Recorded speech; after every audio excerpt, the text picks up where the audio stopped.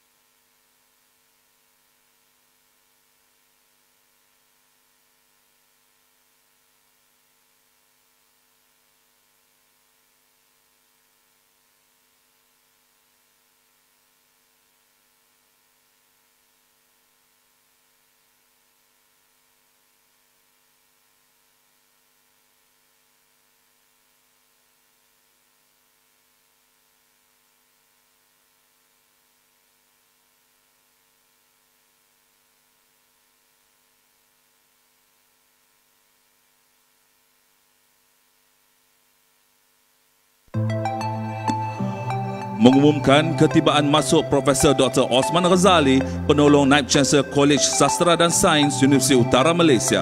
Tuan-tuan dan puan-puan dipohon untuk berdiri.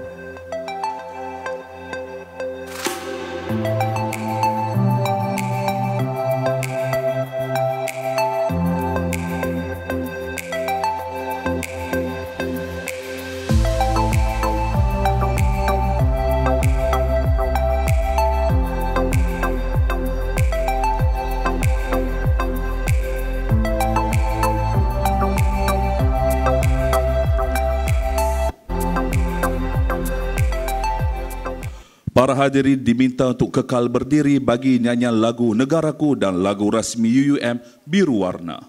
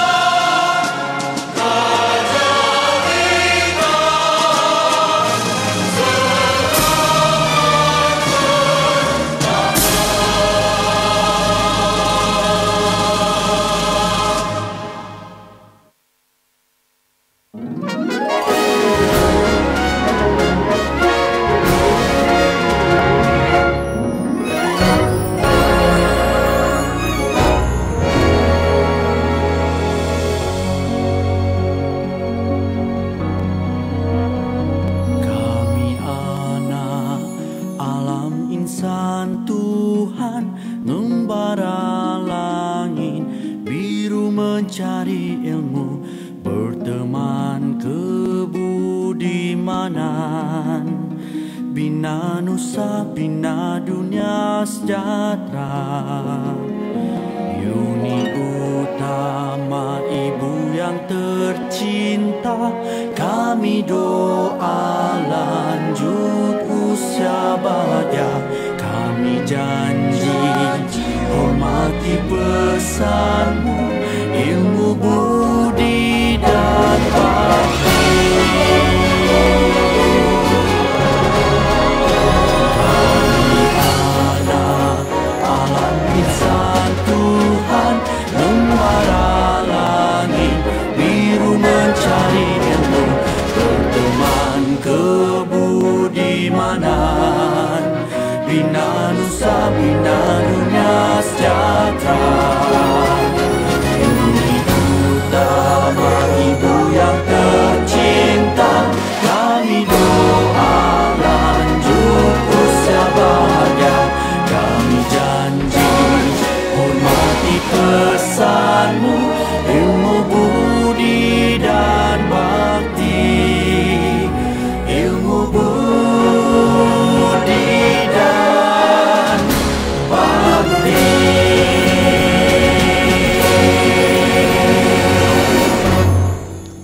Hadirin sekalian, dipersilakan duduk.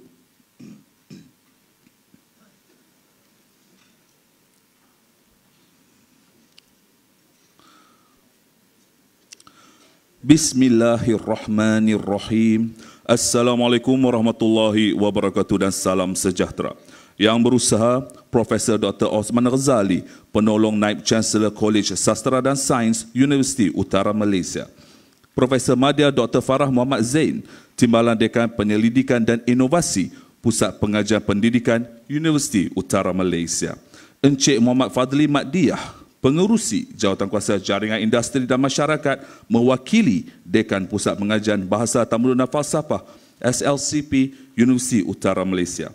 Yang dihormati Profesor Madya Dr. Narendran Kaliapan, Pengarah Pusat Kajian Kes Pengurusan dan Kepimpinan Universiti Utara Malaysia. Dr. Yusni Yusof, Pakar Perunding Kanan Psikiatri Kanak-kanak dan Remaja, Jabatan Psikiatri dan Kesihatan Mental, Hospital Sultanah Bahiyah. Dr. Nazmin Abdullah, Pengarah Program Universiti dan Komuniti, memperkasa kesedaran autism secara inklusif. Wakil-wakil NGO dan agensi-agensi, datuk-datuk, datin-datin, ketua-ketua jabatan, dekan-dekan dan timbalan-timbalan dekan, wakil-wakil organisasi kerajaan dan bukan kerajaan, para pensyarah dan para guru, ibu bapa serta tuan-tuan dan puan-puan sekalian. Selamat datang ke program Universiti dan Komuniti memperkasa kesedaran autism secara inklusif sempena sambutan Hari Kesedaran Autism 2025. Tuan-tuan dan puan-puan, autism bukanlah satu kekurangan tetapi satu keunikan. Mereka melihat dari sudut yang mungkin berbeza tetapi penuh warna dan potensi. Dengan sokongan, kefahaman dan kasih sayang, kita semua berperanan untuk membina sebuah masyarakat yang inklusif, adil dan mesra untuk mereka. Maka, marilah kita raikan keistimewaan ini dengan hati yang terbuka, ilmu yang diperbaharui dan tekad yang diperkukuhkan. Marilah sama-sama kita menghargai dan mengenali dengan lebih dekat tentang autism supaya kita lebih peka dan cakna akan autism ini. Bagi memberkati majlis kita pada hari ini, majlis mempersilakan Dr. Muhammad Zulhimi Harun bagi memimpin bacaan doa. Dengan segala hormatnya, dipersilakan.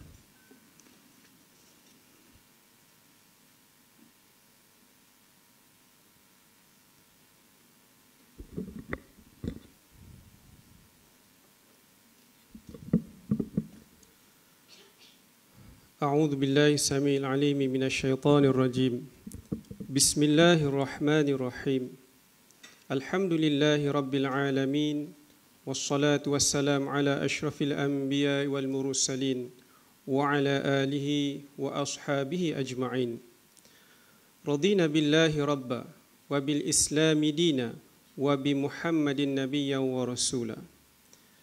Ya Allah, Ya Fattah, Ya Alim, pada pagi yang penuh keberkatan ini, kami berhimpun dalam sebuah majlis ilmu di bawah tema Universiti dan Komuniti memperkasa kesedaran autisma secara inklusif. Kami memohon kepadamu, ya Allah, limpahkanlah keberkatan dan rahmat ke atas majlis ini, pengisian yang bakal berlangsung dan semua insan yang menjayakannya. Ya Allah, ya Rahman, ya Rahim, kami berhimpun pada hari ini dalam majlis ilmu yang membawa misi besar, memupuk kefahaman, menanam kesedaran dan memperkasa nilai inklusiviti dalam masyarakat. Kurniakanlah keberkatan kepada setiap pengisian dan perkongsian yang berlangsung. Jadikanlah ia wasilah untuk membina sistem pendidikan dan sokongan yang lebih adil, lebih mesra dan lebih menyantuni insan-insan istimewa, khususnya anak-anak syurga yang Engkau amanahkan kepada kami. Ya Allah, ya Ghani, ya Hamid, bukakanlah hati kami dengan cahaya kefahaman. Tanamkan dalam diri kami rasa empati yang mendalam dan ilham yang berterusan untuk terus memperjuangkan ruang yang selamat dan kondusif buat semua, tanpa diskriminasi dan tanpa peminggiran. Ya Allah, ya Qahar, ya Jabbar, kurniakanlah kekuatan dan ketabahan kepada anak-anak syurga kami dalam menempuh kehidupan yang sering mencabar mereka dari segenap sudut. Permudahkan urusan mereka, perluaskan ruang rezeki dan kebahagiaan buat mereka, serta ahli keluarga yang menyayangi mereka sepenuh hati.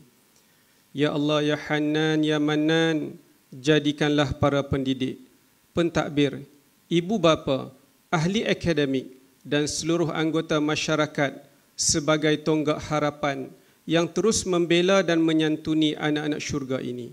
Semoga majlis ini menjadi pemula kepada sinergi yang lebih bermakna antara institusi ilmu dan masyarakat. Allahumma ij'al hadzal majlis majlisan mubarakan warzuqna fihi niyatal khalisah wal ilmun nafi' wal amalul maqbul.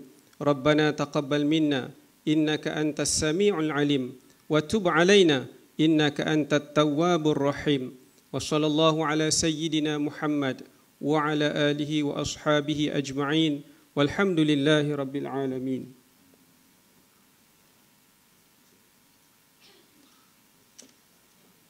Terima kasih diucapkan kepada Dr. Muhammad Zulhilmi Harun atas bacaan doa sebentar tadi.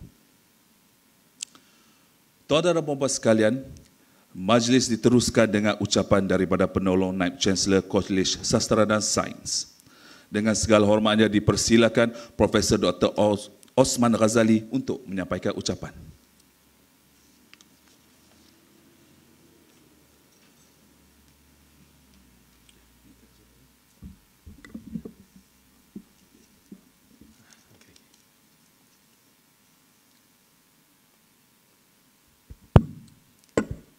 Bismillahirrahmanirrahim. Assalamualaikum warahmatullahi wabarakatuh dan salam sejahtera.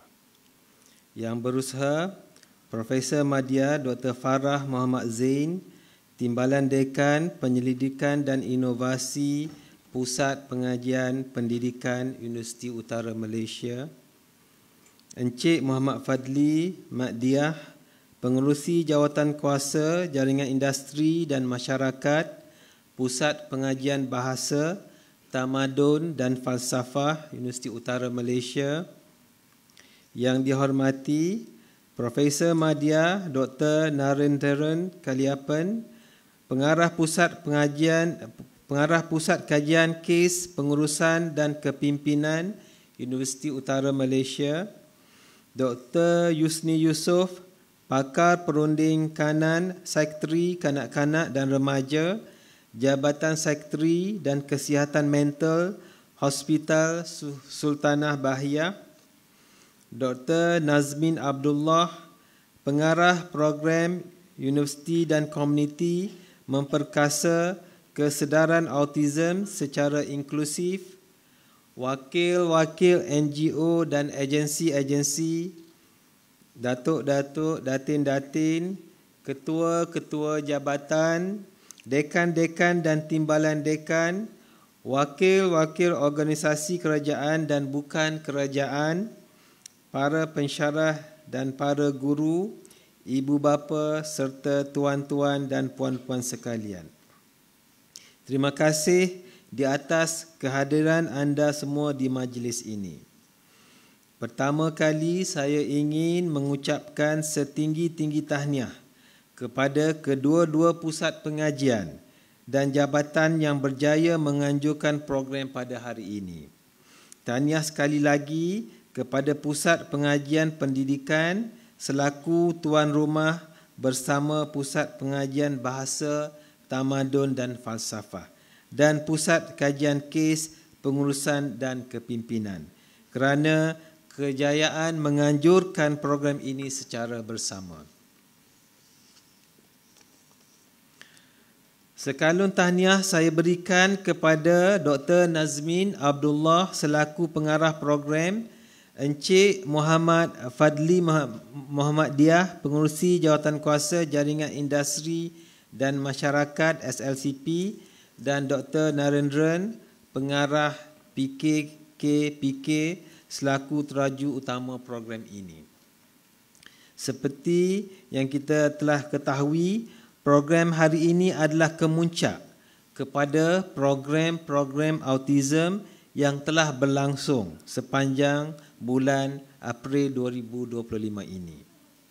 Setinggi-tinggi penghargaan juga saya ucapkan kepada Jabatan Sekretari dan Kesihatan Mental Hospital Sultanah Bahiyah yang telah berkolaborasi bersama untuk program ini dan juga program-program autism sepanjang April 2025 di UUM. Saya dipahamkan pada 17 April 2025 lepas, satu program peringkat negeri Kedah iaitu Autism Acceptance Day telah dianjurkan oleh Jabatan Sekretari dan Kesihatan Mental di Al-Bukhari International University. Dan Universiti Utara Malaysia juga berkolaborasi bersama HSB untuk program tersebut. Kita sama-sama maklum yang April adalah bulan kesedaran autism sedunia. Jadi, penganjuran majlis webinar hari ini adalah sangat tepat pada masanya, iaitu untuk meningkatkan kesedaran dan kefahaman guru, ibu bapa dan masyarakat tentang autism. Seperti tema pada hari ini, iaitu Universiti dan Komuniti memperkasa kesedaran autism secara inklusif. Dalam ruang masa yang diberikan ini, saya juga ingin menarik perhatian kita kepada satu isu kesihatan yang semakin penting dalam masyarakat kita, iaitu autism. Menurut data dari Pertubuhan Kesihatan Dunia WHO, prevalence autism semakin meningkat setiap tahun. Kira-kira 1 dari 100 kanak-kanak di seluruh dunia mengalami autism. Manakala data dari Centers of Disease Control and Prevention CDC pula melaporkan prevalence adalah 1 daripada 36 kanak-kanak di USA mengalami autism. Ini menurut data pada tahun 2023. Trend peningkatan ini juga tercermin di institusi pendidikan termasuk di Universiti Utara Malaysia, di mana terdapat 9 orang pelajar autism yang sedang menuntut di UUM. Dari data yang diberikan ini, sudah sewajarnya program-program kesedaran dan penerimaan autism dilaksanakan secara berterusan agar hasrat kita untuk memperkasa kesedaran autism secara inklusif bersama komuniti tercapai. Akhir kata, dengan ucapan Bismillahirrahmanirrahim, saya dengan ini merasmikan program Universiti dan Komuniti memperkasa kesedaran autism secara inklusif sempena sambutan Hari Kesedaran Autism 2025 peringkat Universiti Utara Malaysia. Sekian, terima kasih. Wabillahi taufiq wal hidayah. Wassalamualaikum warahmatullahi wabarakatuh.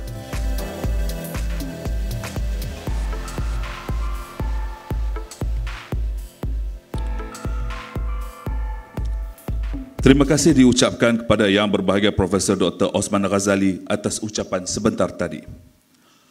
Para hadirin sekalian, majlis diteruskan dengan sesi penyampaian sijil penghargaan kepada panel jemputan pada hari ini. Maka dengan itu saya mempersilakan Yang Berbahagia Profesor Dr. Osman Ghazali, penolong Naib Chancellor College Sastra dan Sains Universiti Utara Malaysia, diiringi oleh pengarah program Universiti dan Komuniti Memperkasa Kesedaran Autism secara inklusif, Dr. Nazmin Abdullah, untuk menyampaikan sijil penghargaan kepada panel-panel jemputan. Dipersilakan.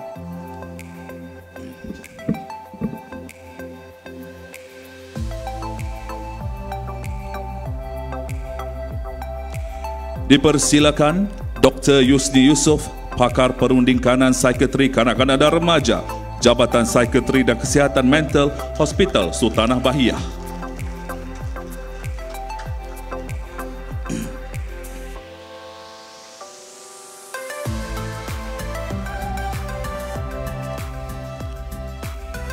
Seterusnya, dipersilakan Tuan Haji Fauzi Zakaria, Pengetua SMK Tunku Abdul Malik.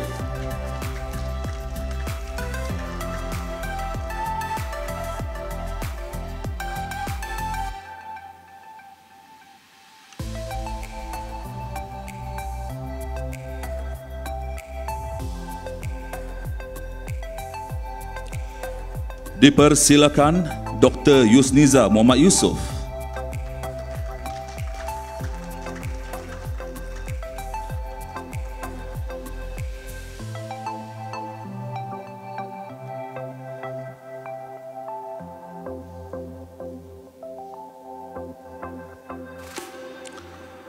Dipersilakan Dr. Muhammad Najib Mansur.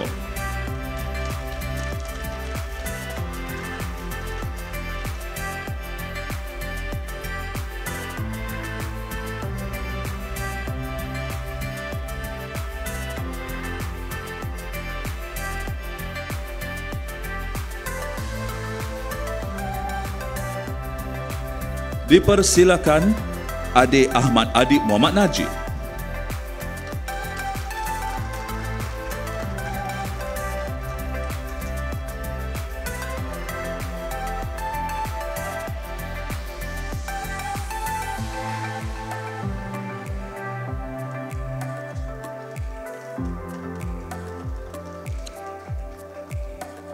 Dipersilakan Profesor Madya Dr. Narendran Kaliapan.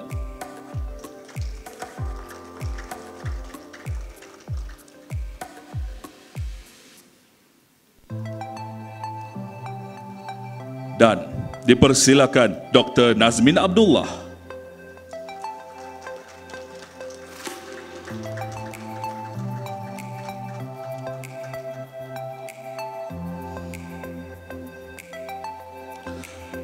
Seterusnya, majlis diteruskan dengan upacara perasmian program Universiti dan Komuniti Memperkasa Kesedaran Autism secara inklusif sempena sambutan Hari Kesedaran Autism 2025 oleh Profesor Dr. Osman Ghazali. Dengan segala hormatnya, dipersilakan. Tuan-tuan dan puan-puan, kita akan menyaksikan sesi pemotongan ribbon.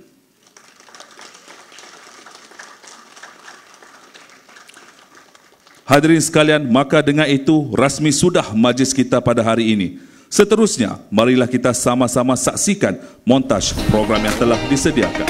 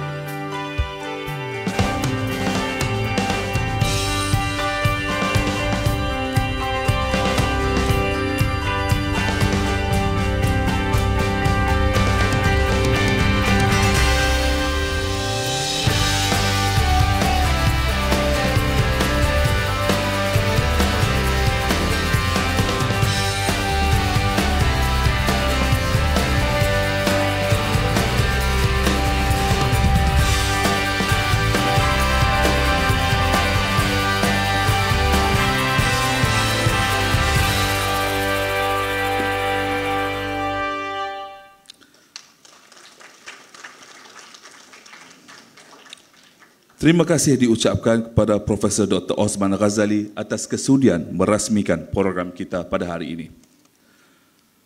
Tuan-tuan dan puan-puan yang dikasihi sekalian, tanpa melengahkan masa lagi, kita teruskan dengan sesi perkongsian kita yang pertama. Slot pertama ini akan dikendalikan oleh Dr. Yusni Yusof, pakar psikiatri kanak-kanak dan remaja Hospital Sultanah Bahiyah. Ingin saya kongsikan serba sedikit maklumat tentang penceramah kita pada hari ini. Dr. Yusni Yusof telah menamatkan latihan kepakaran dalam bidang psikiatri pada tahun 2002 dari Universiti Kebangsaan Malaysia.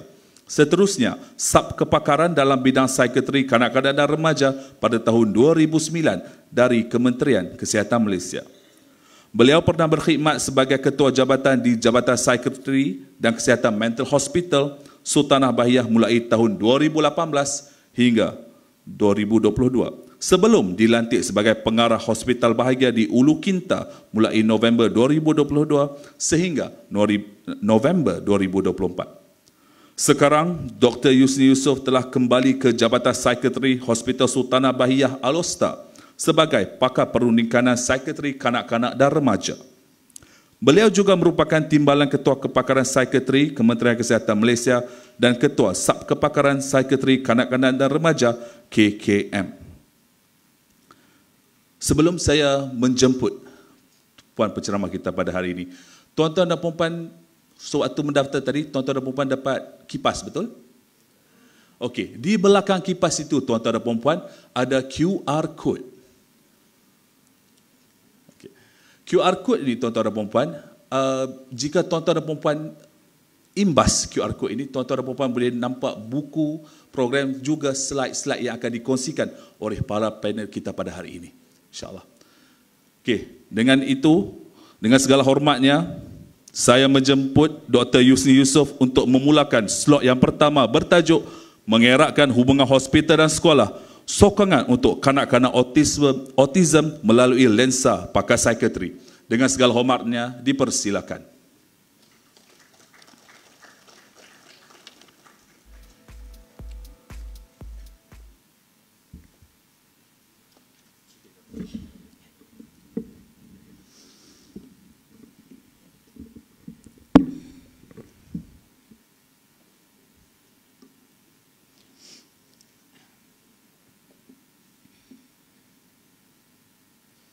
Bismillahirrahmanirrahim. Terima kasih kepada pengurusi majlis. Assalamualaikum warahmatullahi wabarakatuh. Salam sejahtera, salam Malaysia Madani kepada semua yang hadir pada hari ini. Terima kasih banyak-banyak saya ucapkan kepada Jawatan Kuasa Penganjur kerana sudi menjemput saya untuk bersama-sama dengan tuan-tuan dan puan-puan untuk berkongsi sedikit pengalaman saya lah kan sepanjang bertugas sebagai pakar psikiatri kan. Aku tengok dah orang kata apa, dah menuju kepada arah nak bersara dah ni kan. Lama dah saya kerja 1994 saya start berkhidmat dengan Kementerian Kesihatan Malaysia kan, sampai sekarang dah 30 tahun lebih dah, hampir 30 tahun lebih lah kan, 30 tahun lebih dah, cukup 30 tahun sudah. Jadi alhamdulillah masih lagi diberi kekuatan untuk orang kata apa, bersama-sama dengan banyak pihak, bekerjasama dengan ramai orang. Memang seronok bidang ni kan. Yang menjemput pun memang kita dah bekerjasama dengan, dah lama dah kan. Dan pesakit-pesakit saya pun yang saya duk tengok pun kan, dah graduate, yang dah kahwin pun ada kan, dah ada cucu dah dalam bidang ni sebenarnya kan. Alhamdulillah. Jadi hari ini kan saya diberi tanggungjawab untuk apa orang kata berkongsi sedikitlah tentang hubungan hospital dengan sekolah. Bila kita bekerja dalam bidang kanak-kanak ni kan, bidang kanak-kanak sangat kita tak berlari daripada bekerjasama dengan sekolah. Kalau tak bekerjasama dengan sekolah, sebab murid-murid kita pergi sekolah kan, kita punya pesakit-pesakit kita dia ada masalah dia kalau dia datang dekat hospital ni kan, sama ada dekat rumah ataupun dekat sekolah. Kan murid-murid dia tak ada benda lain. Kalau orang dewasa dia punya masalah mungkin dekat tempat kerja. Kan? Jadi kalau kita nak target, kita nak tengok yang datang dengan kemurungan ke, yang datang dengan anxiety ke, kan, terutamanya remaja lah. Kat mana masalah dia, kita akan target sekolah, kawan-kawan, rumah. Itu je. Kan dia berkisar dekat situ je. Jarang dia berkisar dekat kawasan yang lain. Jadi mau tak mau pihak hospital kena bekerjasama dengan pihak sekolah untuk sama-sama membantu, kan. Ada murid-murid yang tak nak pergi sekolah, jadi kita terpaksa bekerjasama dengan hospital sekolah untuk hantar kembali anak-anak ni ke sekolah, kan. Ada banyak sebab lah, kan. Murid tak nak pergi sekolah, ada yang tak nak pergi sekolah sebab sekolah, ada tak nak pergi sekolah sebab rumah, kan. Samalah dua tempat ni je, kan. Rumah ataupun sekolah. Ada faktor penarik, ada faktor penolak yang menyebabkan anak-anak ni kadang-kadang bermasalah, kan. Sebenarnya cabaran lah dalam kehidupan kita bila ada anak-anak yang ada masalah, kan. Sebenarnya cabaran lah. Kalau kita kata masalah tu satu benda yang sangat negatif, kan. Kalau kita kata cabaran tu satu benda yang patut kita orang kata tempuhi, kan. Bila kita berjaya untuk tempuhi cabaran tu, kita rasa macam kita dah mencapai sesuatu, kan. Kalau kita sebut masalah daripada awal lagi, kita rasa macam tak ada semangat lah nak lalui benda tu, kan. Sebab dalam hidup kita ni kita tak pernah lari daripada cabaran-cabaran dalam kehidupan. Saya rasa untuk autism tu, kan, kebanyakan yang dekat sini mungkin dah tahu sedikit sebanyak apa itu autism, kan. Cuma saya nak sentuh sikit lah, kan, sebagai pengenalannya, kan. Dia adalah satu, kita kata, kecelaruan disebabkan oleh gangguan perkembangan otak, kan. Dan gangguan ni dia tak orang kata tak hilang, kan. Dia tak hilang, dia kekal sampai ke alam dewasa, maksudnya sepanjang hayat, kan. Jadi sebab tu kita kena bantu mereka yang ada autism ni daripada kita mula kesan sehinggalah bila-bila. Sebab tu ramai antara pesakit-pesakit saya kadang tu kita tak discharge pun daripada perkhidmatan, kan. Ada yang kita nak discharge tapi doktor tak apalah, tengoklah setahun sekali pun okeylah, kan. Sebab isu-isu dalam kehidupan tu kadang tak hilang, kan. Tak hilang. Sebab dia bila dia kanak-kanak, isu dia mungkin lain. Bila dia meningkat remaja, isu dia lain, kan. Bila dia masuk universiti, isu dia lain. Bila dia pergi ke alam pekerjaan, isu dia lain pula, kan. So bila dia rezekikan bertemu jodoh, ada isu lain pula yang timbul, kan. Kalau yang kita dapat kesan awal, insya-Allah kita boleh bantu dari semasa ke semasa. Tapi kadang-kadang tu yang kita miss, kita tak dapat kesan. Mungkin ahli keluarga pun tak perasan, kan. Jadi masalah besar mungkin timbul bila dia sampai kepada alam dewasa, kan. Autism tu sendiri maksudnya orang kata dia sendiri, suka bersendiri, kan. Sebab tu yang macam broiler yang saya tulis kat situ tu, dia coinkan perkataan skizofrenia dulu ni, kan. Sebab orang yang skizofrenia ni kadang-kadang dia menyerupai gejala-gejala yang ada pada autism tu sendiri, kan. Sebab tu Bloyle kata kalau untuk orang yang skizofrenia, dia suka menyendiri, kan. Dia tak berada di alam yang nyata. Lepas tu dia buat kerja-kerja tu macam dia je yang faham apa yang dia buat, kan. Sebelum kita tahu yang skizofrenia tu sebenarnya tak sama dengan autism, kan. After a while kita tahu yang skizofrenia tu bukan autism dan autism tu bukan skizofrenia, kan. Dan tak orang kata bukan sedikit juga mereka yang sebenarnya mengalami autism yang tidak dikesan masa kecil-kecil tu, bila dia besar, bila dia dewasa, bila dia masuk kerja, dia punya tingkah laku yang agak lain daripada yang lain tu menyebabkan doktor-doktor yang tak biasa tengok orang-orang yang ada autism ni mendiagnose mereka ni dengan skizofrenia, kan. Dan merawat secara rawatan skizofrenia. Memanglah tak boleh nak rawat, tak hilang dia punya gejala-gejala tu, kan. Kita ada cikgu yang kita diagnose sebagai paranoid schizophrenia, kan. Bila kita tengok balik, kan, bila macam saya pun dulu masa tak pandai, okeylah continue diagnosis schizophrenia. Bila kita dah kita belajar pasal autism, kita yang ini bukan skizofrenia ni, kan, lebih kepada autism, kan. Jadi sebab tu rasa walaupun benda tu nampak kadang orang selalu sebut-sebut, dan orang dah tahu dah bila kita sebut perkataan autism tu, orang dah tahu dah. Tapi tak ramai orang yang tahu gejala-gejala sebenar, kan. Kadang kita tengok autism kanak-kanak autism macam ni, dan kita beranggapan itulah autism. Bila kita jumpa orang lain B ni yang juga ada autism tapi gejala dia lain, kita kata this is not autism. Yang ni bukan autism, tapi autism ni is a spectrum. Kan, daripada yang ringan kepada yang berat. Kan, jadi bila dia spektrum, dia ada pelbagai gejala-gejala dia. Kan, yang yang slide nombor 2 ni, yang WHO tadi saya rasa kita punya Prasmi dah mention tadi kan. WHO cakap macam mana kan, memang ramai kan, 1 dalam 100 WHO kata, bayangkanlah kalau kata dah 1 dalam 100 kanak-kanak, berapa ramai kanak-kanak dalam Malaysia ni kan. So kita boleh bayangkan dekat sekolah-sekolah kita, saya rasa hampir semua sekolah ada kanak-kanak yang ada masalah autism kan, sama ada mereka ini didiagnose ataupun tidak didiagnose kan. Mereka yang mempunyai high functioning autism, yang pandai, yang IQ dia tinggi, yang tak ada masalah dari segi tingkah laku, mungkin mereka berada di aliran perdana. Mereka yang mempunyai masalah dari segi tingkah laku, walaupun mereka orang kata boleh mengikuti aliran perdana tapi terpaksa dimasukkan ke PPKI disebabkan oleh masalah tingkah laku yang dia tidak ready lagi untuk bersama-sama dengan anak-anak lain di aliran perdana. Jadi anak-anak autism ni mungkin berada di PPKI, mungkin berada di aliran perdana, mungkin ada program inklusif kan. Jadi ada yang program integrasi. Sebab tu kita kata anak-anak ni juga dia datang dekat kita dan dia pergi sekolah. Jadi tempat dia di rumah, di hospital dan di sekolah.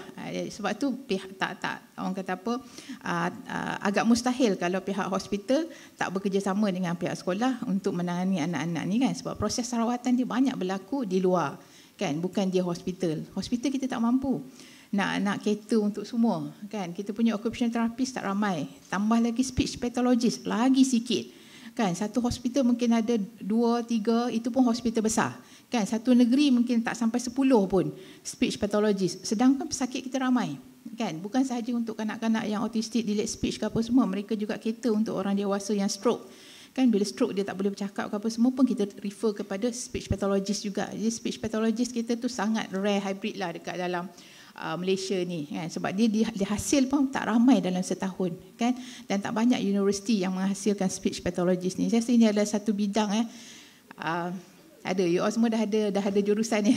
Kalau siapa-siapa yang baru habis SPM, this is antara bidang yang patut untuk pergi kan. Sangat high demand, sama ada dekat sektor public, tambah-tambah lagi dekat private sektor lah kan. Untuk speech pathologist, orang-orang yang ada anak yang ada delayed speech akan tahu betapa susahnya nak dapat terapi daripada jurupulih terapi cara kerja ni bukan cara kerja, pertuturan dia degree untuk speech pathologist ni. Okey, faktor-faktor risiko. Kalau kita tengok faktor-faktor risiko ni kan, itulah kalau boleh jangan kahwin lambat sangat, itu pun bergantung pada jodoh lah kan.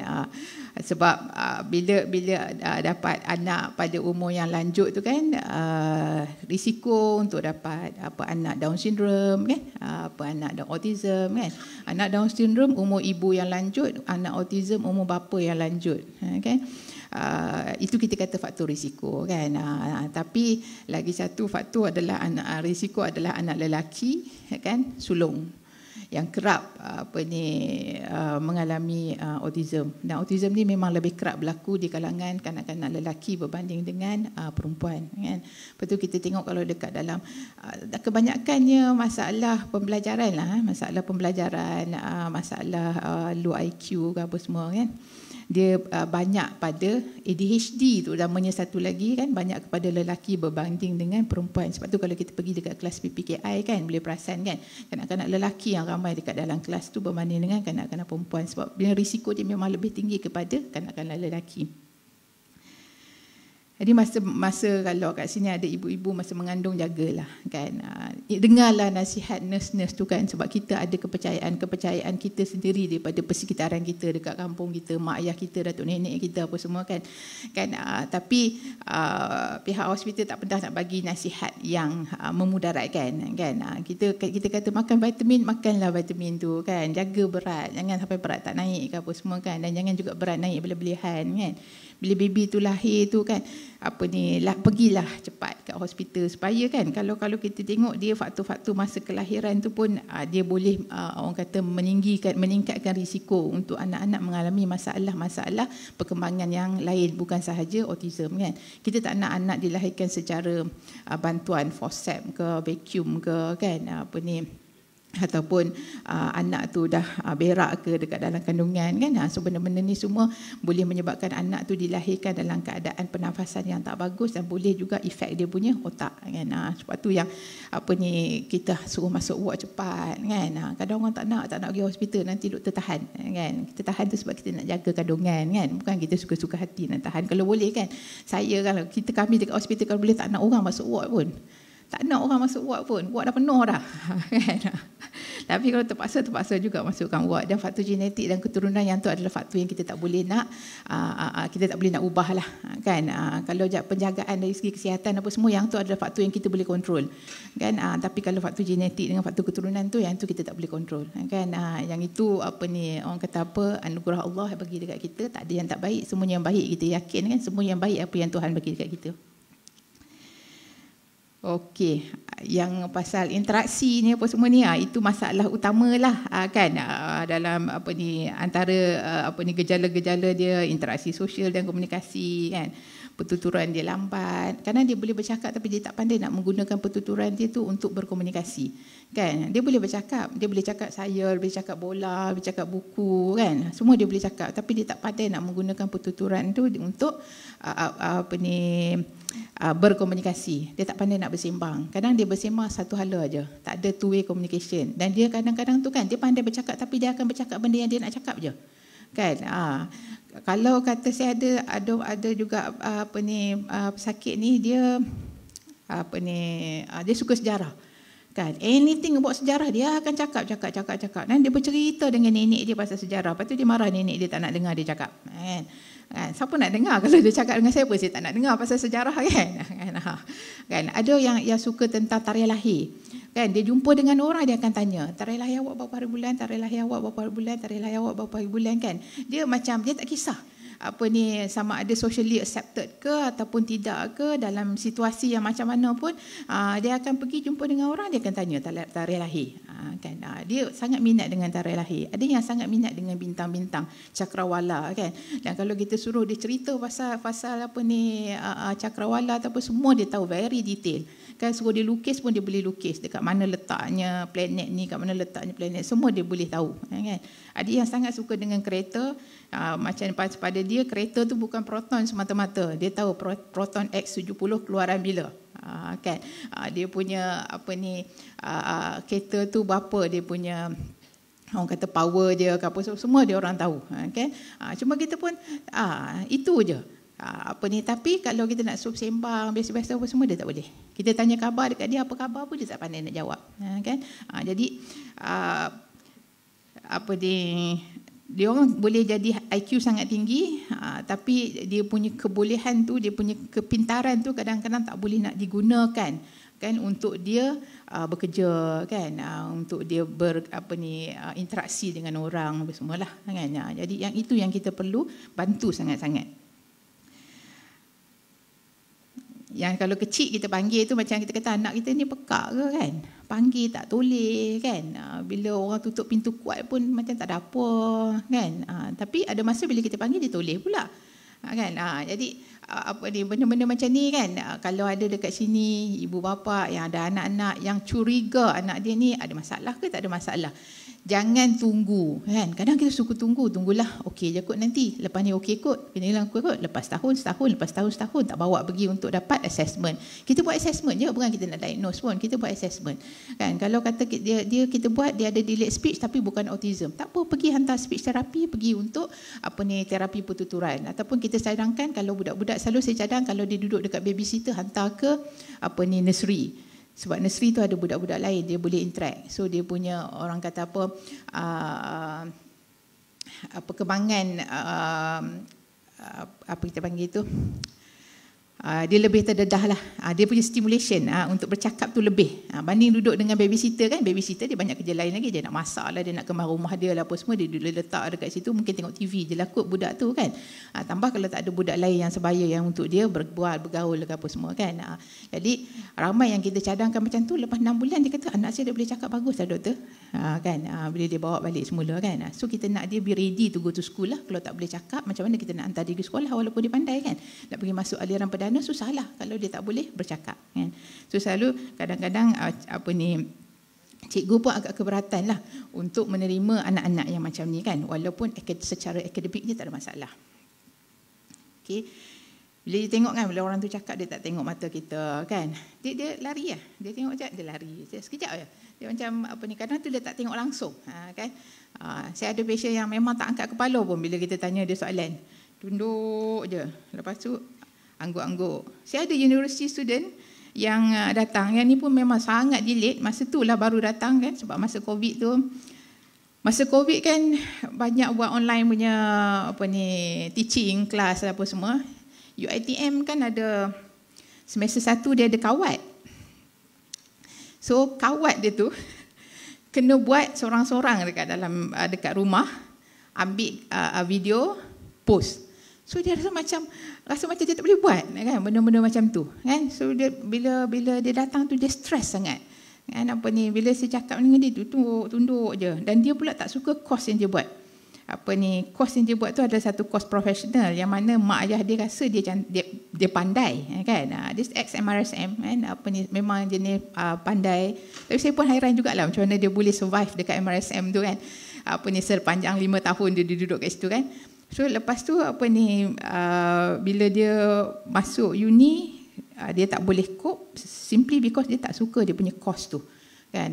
Dia suka animasi kan. Sambil dia duduk jumpa dengan saya tu, dia tak cakap banyak, dia lukis, lepas tu dia tulis apa yang dia tulis. So ada lukisan tu bila dia happy, dia tunjuk lukisan dia, dianya yang rasa macam happy. Bila tak, dia lukis kecil je, ketot je kan. Yang tu dia rasa macam dia nak hilangkan diri dia kan. Kita lah pula nak kena meneka-neka, nak kena interpret apa benda yang dia tulis kan. Tapi hardly dia buka mulut dia untuk bercakap. Tapi dengan kawan-kawan dia yang betul-betul dia ngam, okey. Ayah dia kata kalau bersembang dengan kawan-kawan yang dia ngam tu, macam kita duduk dekat overseas, sebab semua sekali cakap orang putih yang slang beria-ria macam dekat UK, US apa semua lah kan. Tu memang dia jumpa kawan dia yang ngam lah kan. Finally rasanya dia manage untuk tukar course, keluar daripada UiTM, pergi ke private college, and she's happy lah dekat situ dengan kawan-kawan dia. Okay.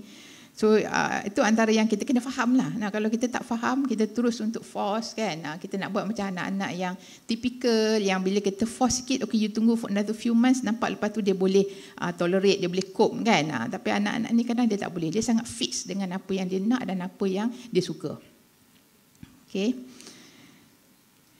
Kawan pun macam tu. Mereka tak ramai kawan. Ada 1-2 kawan yang boleh ngam. Tu je kan.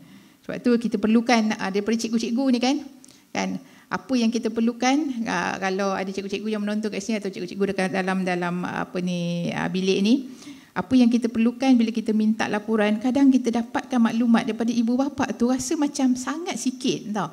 Mak ayah dia macam tak perasan ataupun dia minimizekan symptoms tu.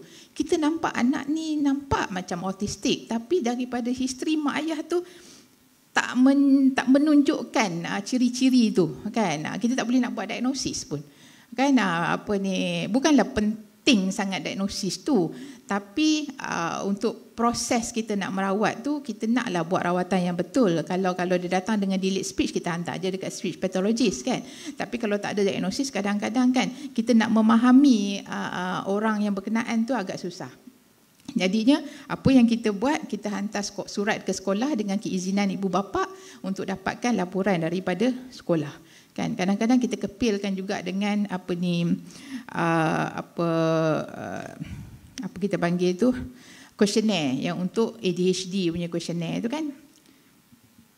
Apa yang kita nampak kadang guru-guru dia isi questionnaire tu aja, Tak ada tulis apa-apa kat situ kan.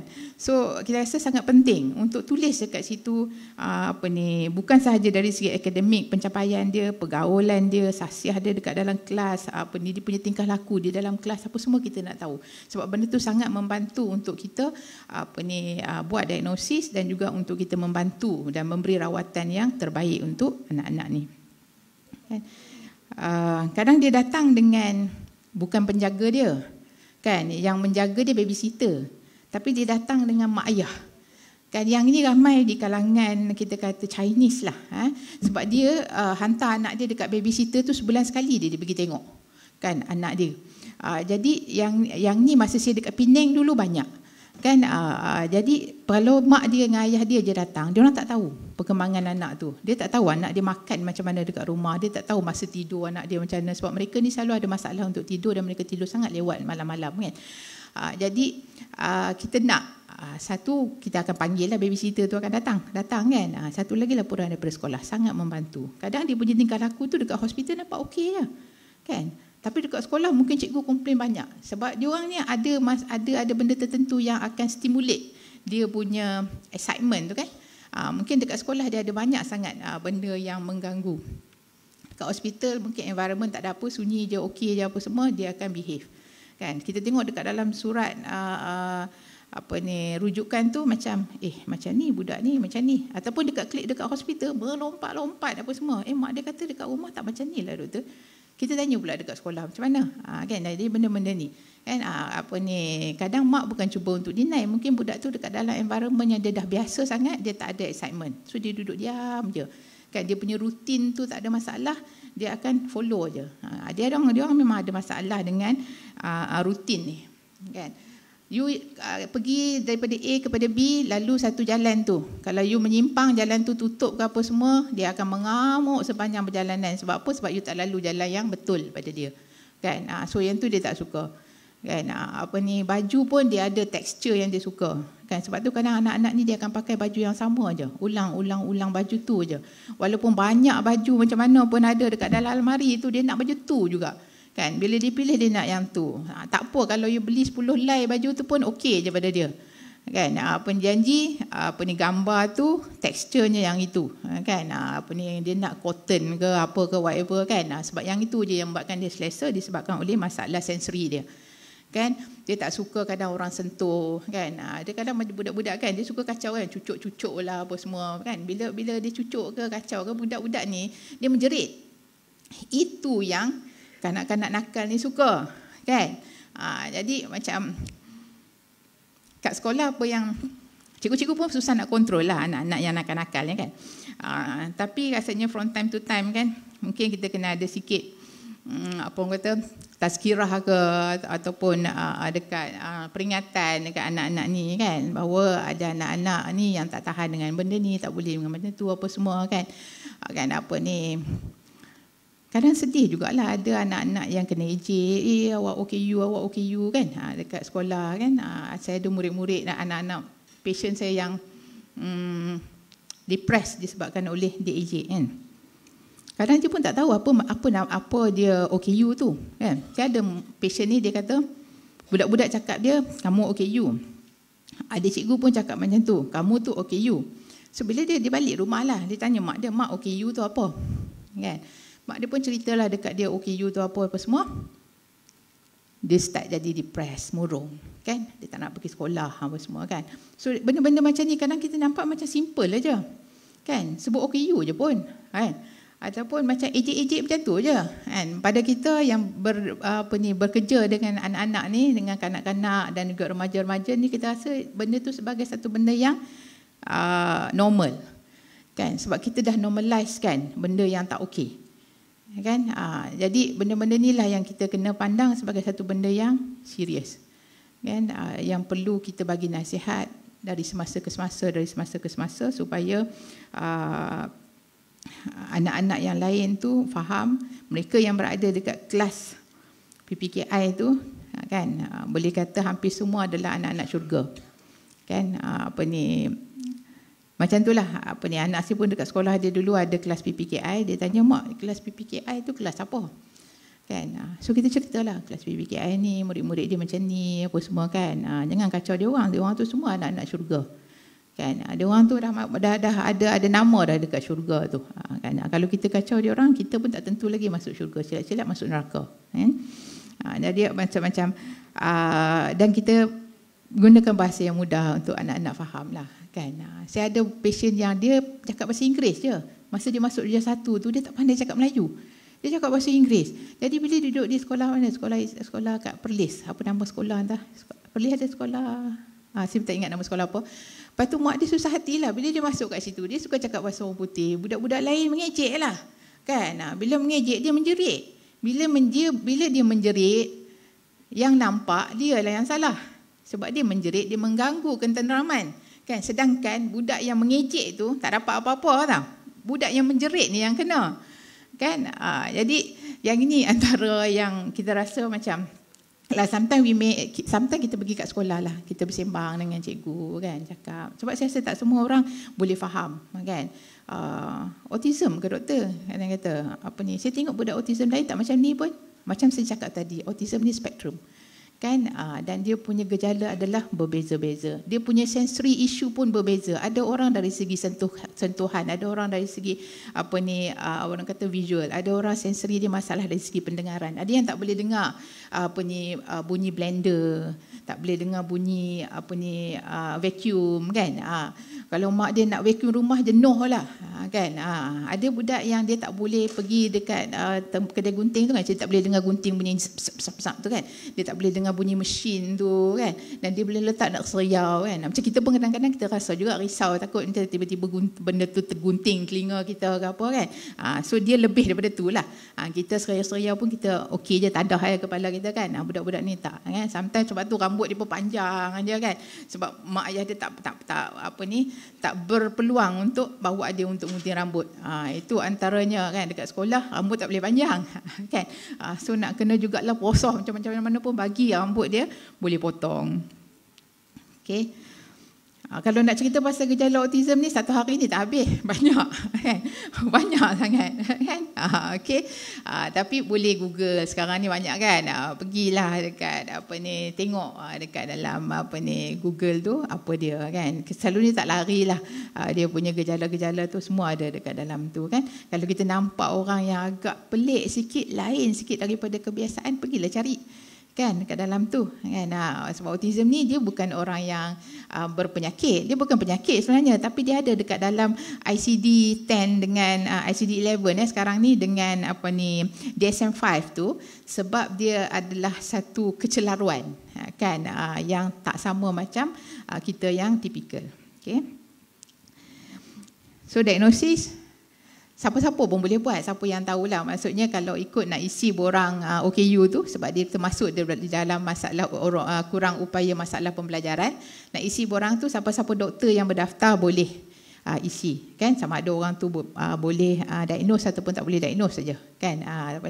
Sebab kalau kita pergi dekat GP, mungkin tak ramai GP yang boleh diagnose, dan dia orang pun tak confident untuk diagnose. Kalau kita pergi dekat klinik kesihatan, mungkin pegawai perubatan tak confident, tapi family medicine specialist kan, pakar perubatan keluarga mungkin lebih confident untuk buat diagnosis kan. Kalau kata dalam dia punya gejala tu agak subtle, tak berapa nak ya ke tak ke kan. Selalunya mereka akan hantar ke hospital, sama ada jumpa dengan pediatrik kan, ataupun pakar psikiatri. Psikiatri kalau boleh mereka akan hantar ke pakar psikiatri kanak-kanak. Tapi pakar psikiatri in general boleh buat diagnosis, sebab masa latihan dia ada orang kata attachment dekat child psychiatry punya unit kan, sepanjang mereka belajar masters 4 tahun tu. Okey. Jadi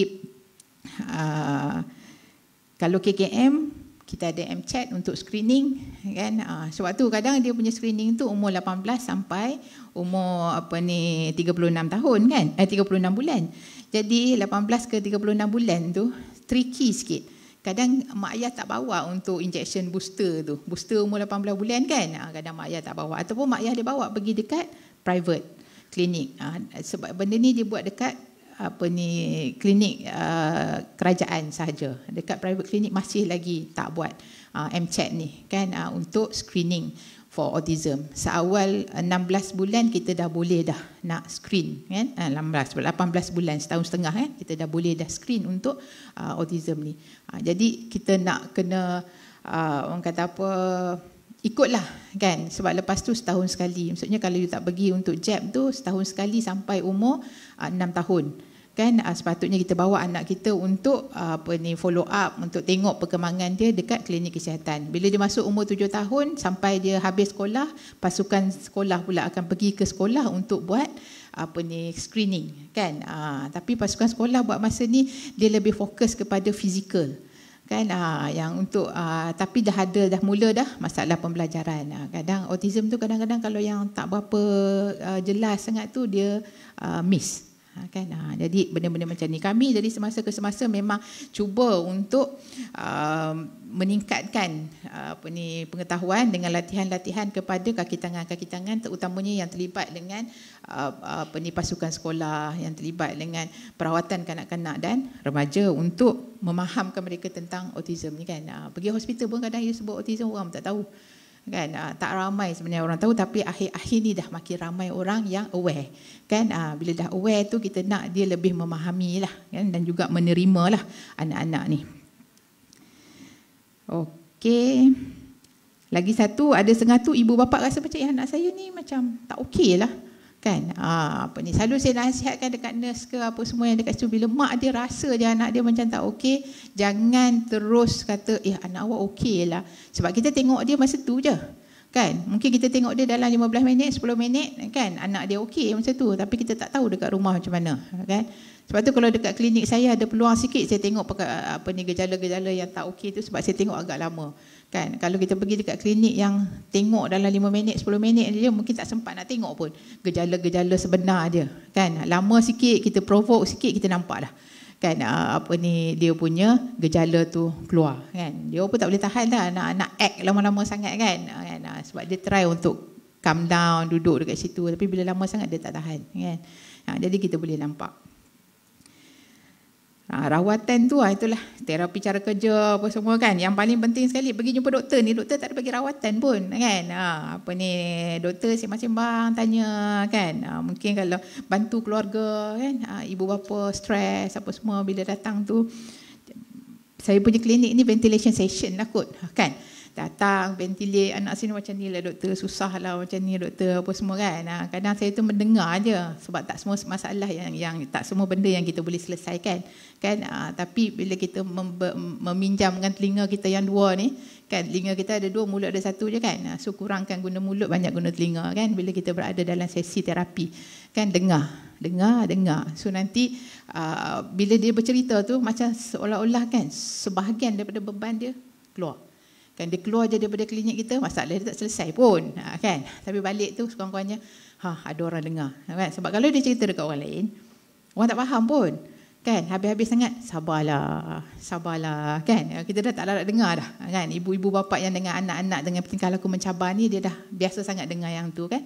Jadi kadang-kadang adalah tips-tips yang tertentu kita bagi kan. Kadang-kadang kita sama-sama berfikir apa benda yang kita boleh buat kan dekat klinik. Jadi dekat sekolah tu kan, kita pun nak pihak sekolah kan bantu dari segi tingkah laku ni kan, tingkah laku anak-anak ni. So kalau kata anak-anak ni bila dia berada di sekolah, kita berharap dia duduk dekat sekolah tu ada sebahagian daripada tingkah laku dia tu boleh dibantu.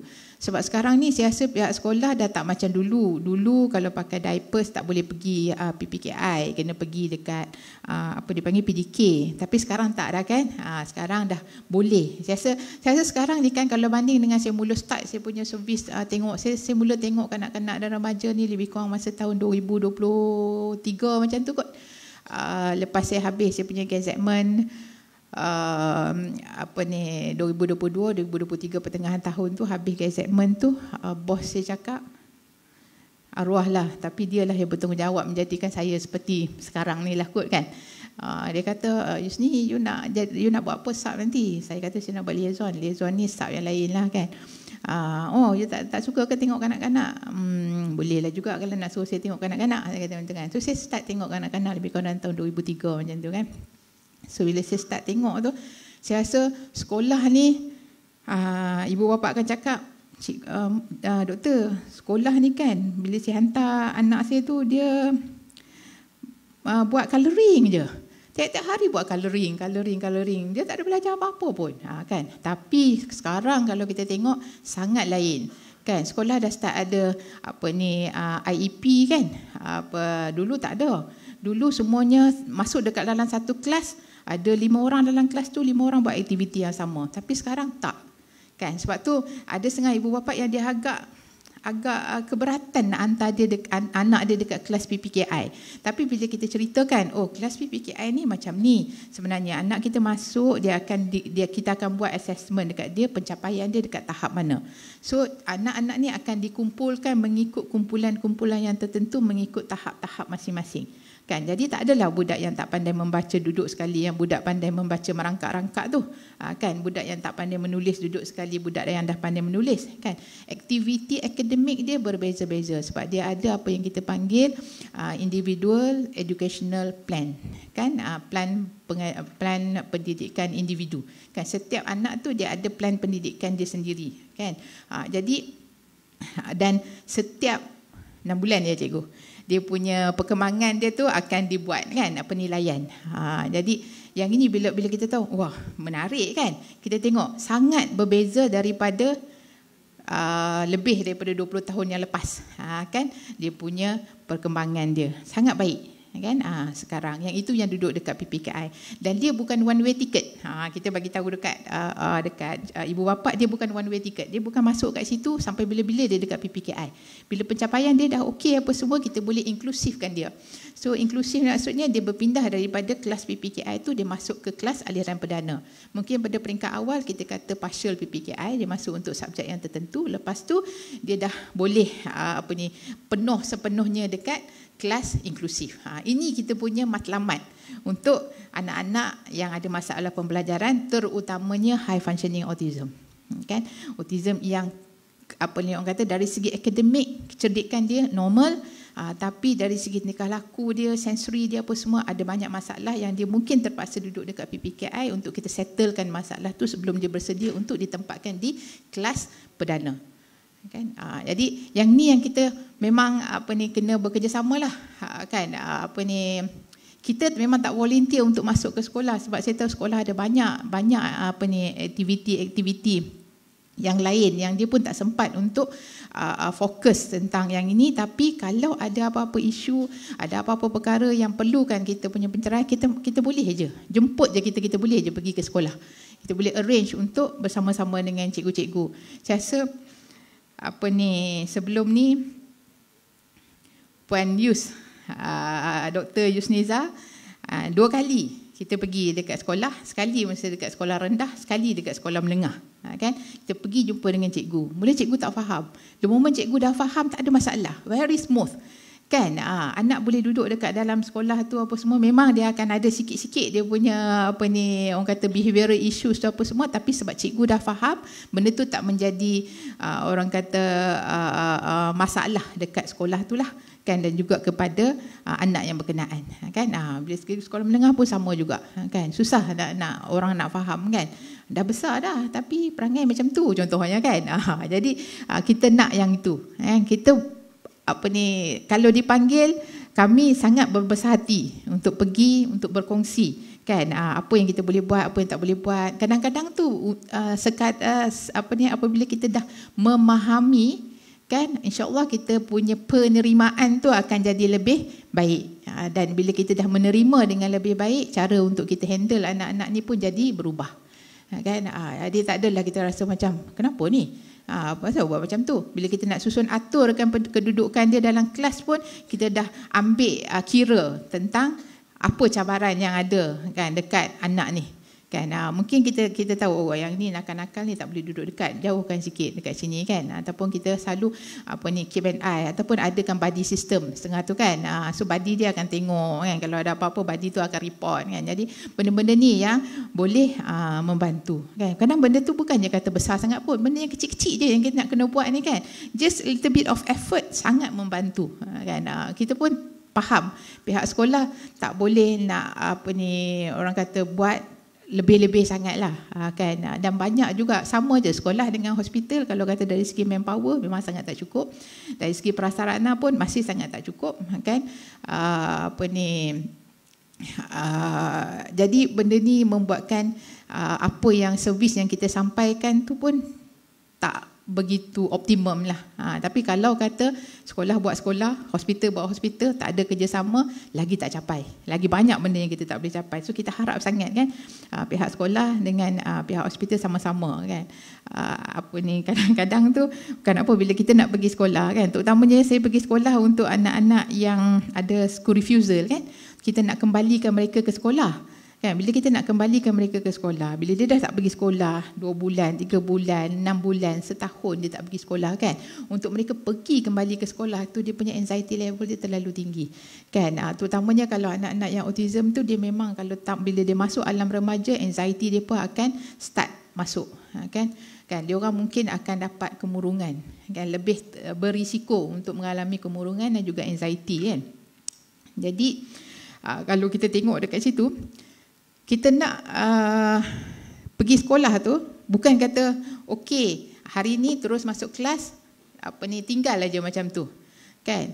Saya buat graded exposure ni, saya tengok keterukanlah. Kalau teruk sangat, hari pertama, minggu pertama tu bangun tidur je. Minggu pertama bangun tidur seolah-olah nak pergi sekolah. Minggu kedua bangun tidur pakai uniform. Minggu ketiga naik kereta, pusing sekolah, patah balik kan. Minggu keempat bapak dia tunggu dekat guide tu kan. Minggu kelima hantar masuk dekat dalam kelas, mak tunggu dekat luar pintu kelas. Yang ni yang cikgu tak tahan ni, yang part ni yang tak payah selalunya kan. Kita akan ada sedikit kekangan lah kan. Sebab yalah kita pun faham kan, kita nak mengajar ada mak dia duduk tunggu pula dekat situ kan. So kita pun pesan dekat mak-mak ni, kalau duduk tu kan boleh membelakangkan. Kata apa-apa jadi dekat dalam kelas, dia pejam je satu mata. Jangan nak bawa benda tu, bawa mulut keluar, cerita dekat luar apa semua. Kita faham kan. Sama juga macam kat hospital pun, bila kita buat rawatan apa semua, kita tak suka orang datang tengok duduk kat situ berdiri je kan. Sama juga. Tapi kita cuba negotiate, kita cuba untuk seminggu. Bila seminggu saya nak larikan jauh pergi ke kantin pun, kerana saya tak berani, saya suruh mak dia tunggu dekat tangga yang berhampiran kan.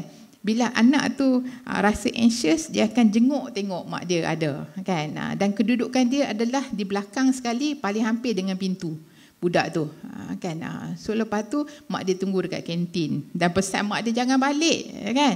Sekali dia balik, anak dia tak akan percaya dia sampai bila-bila, ataupun anak dia akan kena start all over again kan. Lepas tu baru mak dia keluar balik, tapi datang balik semula lepas tu. Jadi benda-benda macam ni yang kita nak pergi sekolah untuk cuba kan. Ada setengah tu kan, cikgu kata, apa yang susah sangat? Dia kata, tinggal aja lah budak tu dekat sini. Pernah pesakit saya, cikgu tarik masuk dekat dalam, nak duduk dekat dalam kelas, dia menjerit sepanjang-panjang tu, tak settle pun kan. Jadi kita terpaksa pergi sekolah berbincang apa semua tu. Bukan kita nak cari salah siapa, tapi kita nak win-win lah. Kadang budak-budak ni pandai kan, kalau sekarang ni kita tak kembalikan dia ke sekolah kan, dan dia mungkin tak pergi sekolah sampai bila-bila kan. Kita nak dia kembali ke sekolah. Ramai-ramai budak-budak yang school refusal ni ramai yang pandai-pandai sebenarnya kan, sebab dia orang ni high achievement kan. Mungkin tak pernah kena marah dekat rumah. Bukan cikgu marah dia pun, cikgu tepuk meja aja, marah satu kelas, esok dah tak nak pergi sekolah kan. Yang itu terutamanya budak-budak darjah 1, darjah 2 lah kan. Tapi school refusal bukan budak darjah 1, darjah 2 je. Budak yang masuk menengah, budak darjah 4, darjah 5, mungkin dia orang ada depression ke apa, dia orang start tak nak pergi sekolah kan. Kadang mungkin dia ada masalah dalam rumah tangga, mak ayah dia bergaduh nak bercerai ke apa semua. So anak-anak ni rasa macam kalau dia pergi sekolah, if anything happen dekat rumah, dia tak tahu kan. So dia tak nak pergi sekolah. So the problem is not at school, problem dia adalah dekat rumah. So kita kena settlekan masalah dekat rumah untuk anak dia kembali ke sekolah kan. Jadi sebab tu bila datang, kalau anak ni autistik, lagi mencabar untuk kita kembalikan dia ke sekolah. Ada juga anak-anak yang memang sepatutnya berada di PPKI tapi tak pernah been detected, pergi sekolah, kerja sekolah tak boleh buat, sangat lemah dalam pembelajaran apa semua kan, tak boleh nak menulis, jadi dekat dalam kelas tak boleh bagi tumpuan kan. Dia tak nak pergi sekolah. Bila kita masukkan dia dekat dalam PPKI, tak ada masalah, hari-hari dia pergi sekolah, sebab memang dia tak layak untuk berada di kelas aliran perdana. Okey. Yang ni yang salah satu orang kata peranan cikgu lah kan untuk being able to detect kan anak-anak yang berkeperluan khas ni kan. Tugasan kita adalah macam tengok kalau ada masalah bagi tahu dekat ibu bapa kan. Itu tanggungjawab kita bagi tahu. Tak semua ibu bapa yang nak terima apa yang kita bagi tahu, tapi kena bagi tahu. Lagi ada orang kata cikgu tak pernah bagi tahu pun kan. Tapi kalau kita bagi tahu pun belum tentu dia terima juga kan. Tapi bagi tahu kan macam juga dekat hospital bila datang rawatan kan, option of rawatan A, B, C kan. Kalau kita bagi tahu mungkin lepas tu dia tak datang langsung dah untuk follow up kan. Ada setengah bila kita kata kena operation kan, next follow up tak datang langsung kan. Kita bagi tahu option untuk rawatan, tapi keputusan dia adalah di tangan sakit tu sendiri atau waris-waris tu sendiri kan. Saya tak pernah paksa. Saya kata okey kena bagi ubat lah kalau ikutkan saya tengok ni. Tapi kalau tak ada ubat kita guna option B, option C, tak ada masalah kan. Sebab kita menghormati setiap kita punya klien punya pilihan kan. Itu pilihan dia, tapi pilihan yang dia buat tu kena pilihan yang kita dah maklumkan risiko dia apa kan, apa kebaikan yang A, apa kebaikan yang B, C dan apa keburukan masing-masing, dan dia buat pilihan. Bila dia dah buat pilihan yang tu, kita guna cara tu, tapi dia boleh ubah aja dia punya pilihan bila-bila masa, tak ada masalah kan. Kalau masa muda-muda dulu kadang rasa tercabar juga kan. Aku ni doktor, kau tak belajar kan, aku cakap kau tak nak dengar kan. Bila benda tu pun melalui pengalaman kan. Bukan sebab kita tengok macam-macam kan. Ada setengah orang kita cadangkan untuk buat rawatan A ni, tengok rawatan A tu tak berjaya pun kan. Jadi walaupun rawatan tu kita kata 98% berjaya, dia ada 2% risiko untuk tidak berjaya kan. Jadi kita bagi je cadangan apa yang kita boleh bagi. Sama juga dekat sekolah, kalau dia tengok ada masalah anak-anak ni yang kita rasa macam nak kena bagi tahu dekat ibu bapa, bagi tahu, maklumkan dekat ibu bapa. Dia marah nak buat macam mana kan, dia marahlah, tak apalah, apa doktor ingat anak saya ni cacat ke, cikgu ingat anak saya ni cacat ke, tak ada, saya tengok dia punya masalah, dia belajar tu lambat sikit kan. Orang lain dah boleh menulis dengan rapi, dah tahu huruf besar huruf kecil, tapi dia ni nampak macam tak boleh nak bezakan lagi huruf besar dengan huruf kecil kan. Sebab baru-baru ni kami baru je terima budak tingkatan 1 datang masalah pembelajaran. Saya rasa saya tak boleh terima dah zaman sekarang datang dengan masalah pembelajaran yang masih lagi tak boleh membaca pada umur 13 tahun. Kan? Sepatutnya tak berlaku. Bila dia umur 9 tahun sepatutnya dah settle dah yang ada masalah pembelajaran ni kan. Ini 13 tahun. Dulu-dulu lagi best lah umur 12 tahun. Sebab apa? UPSR.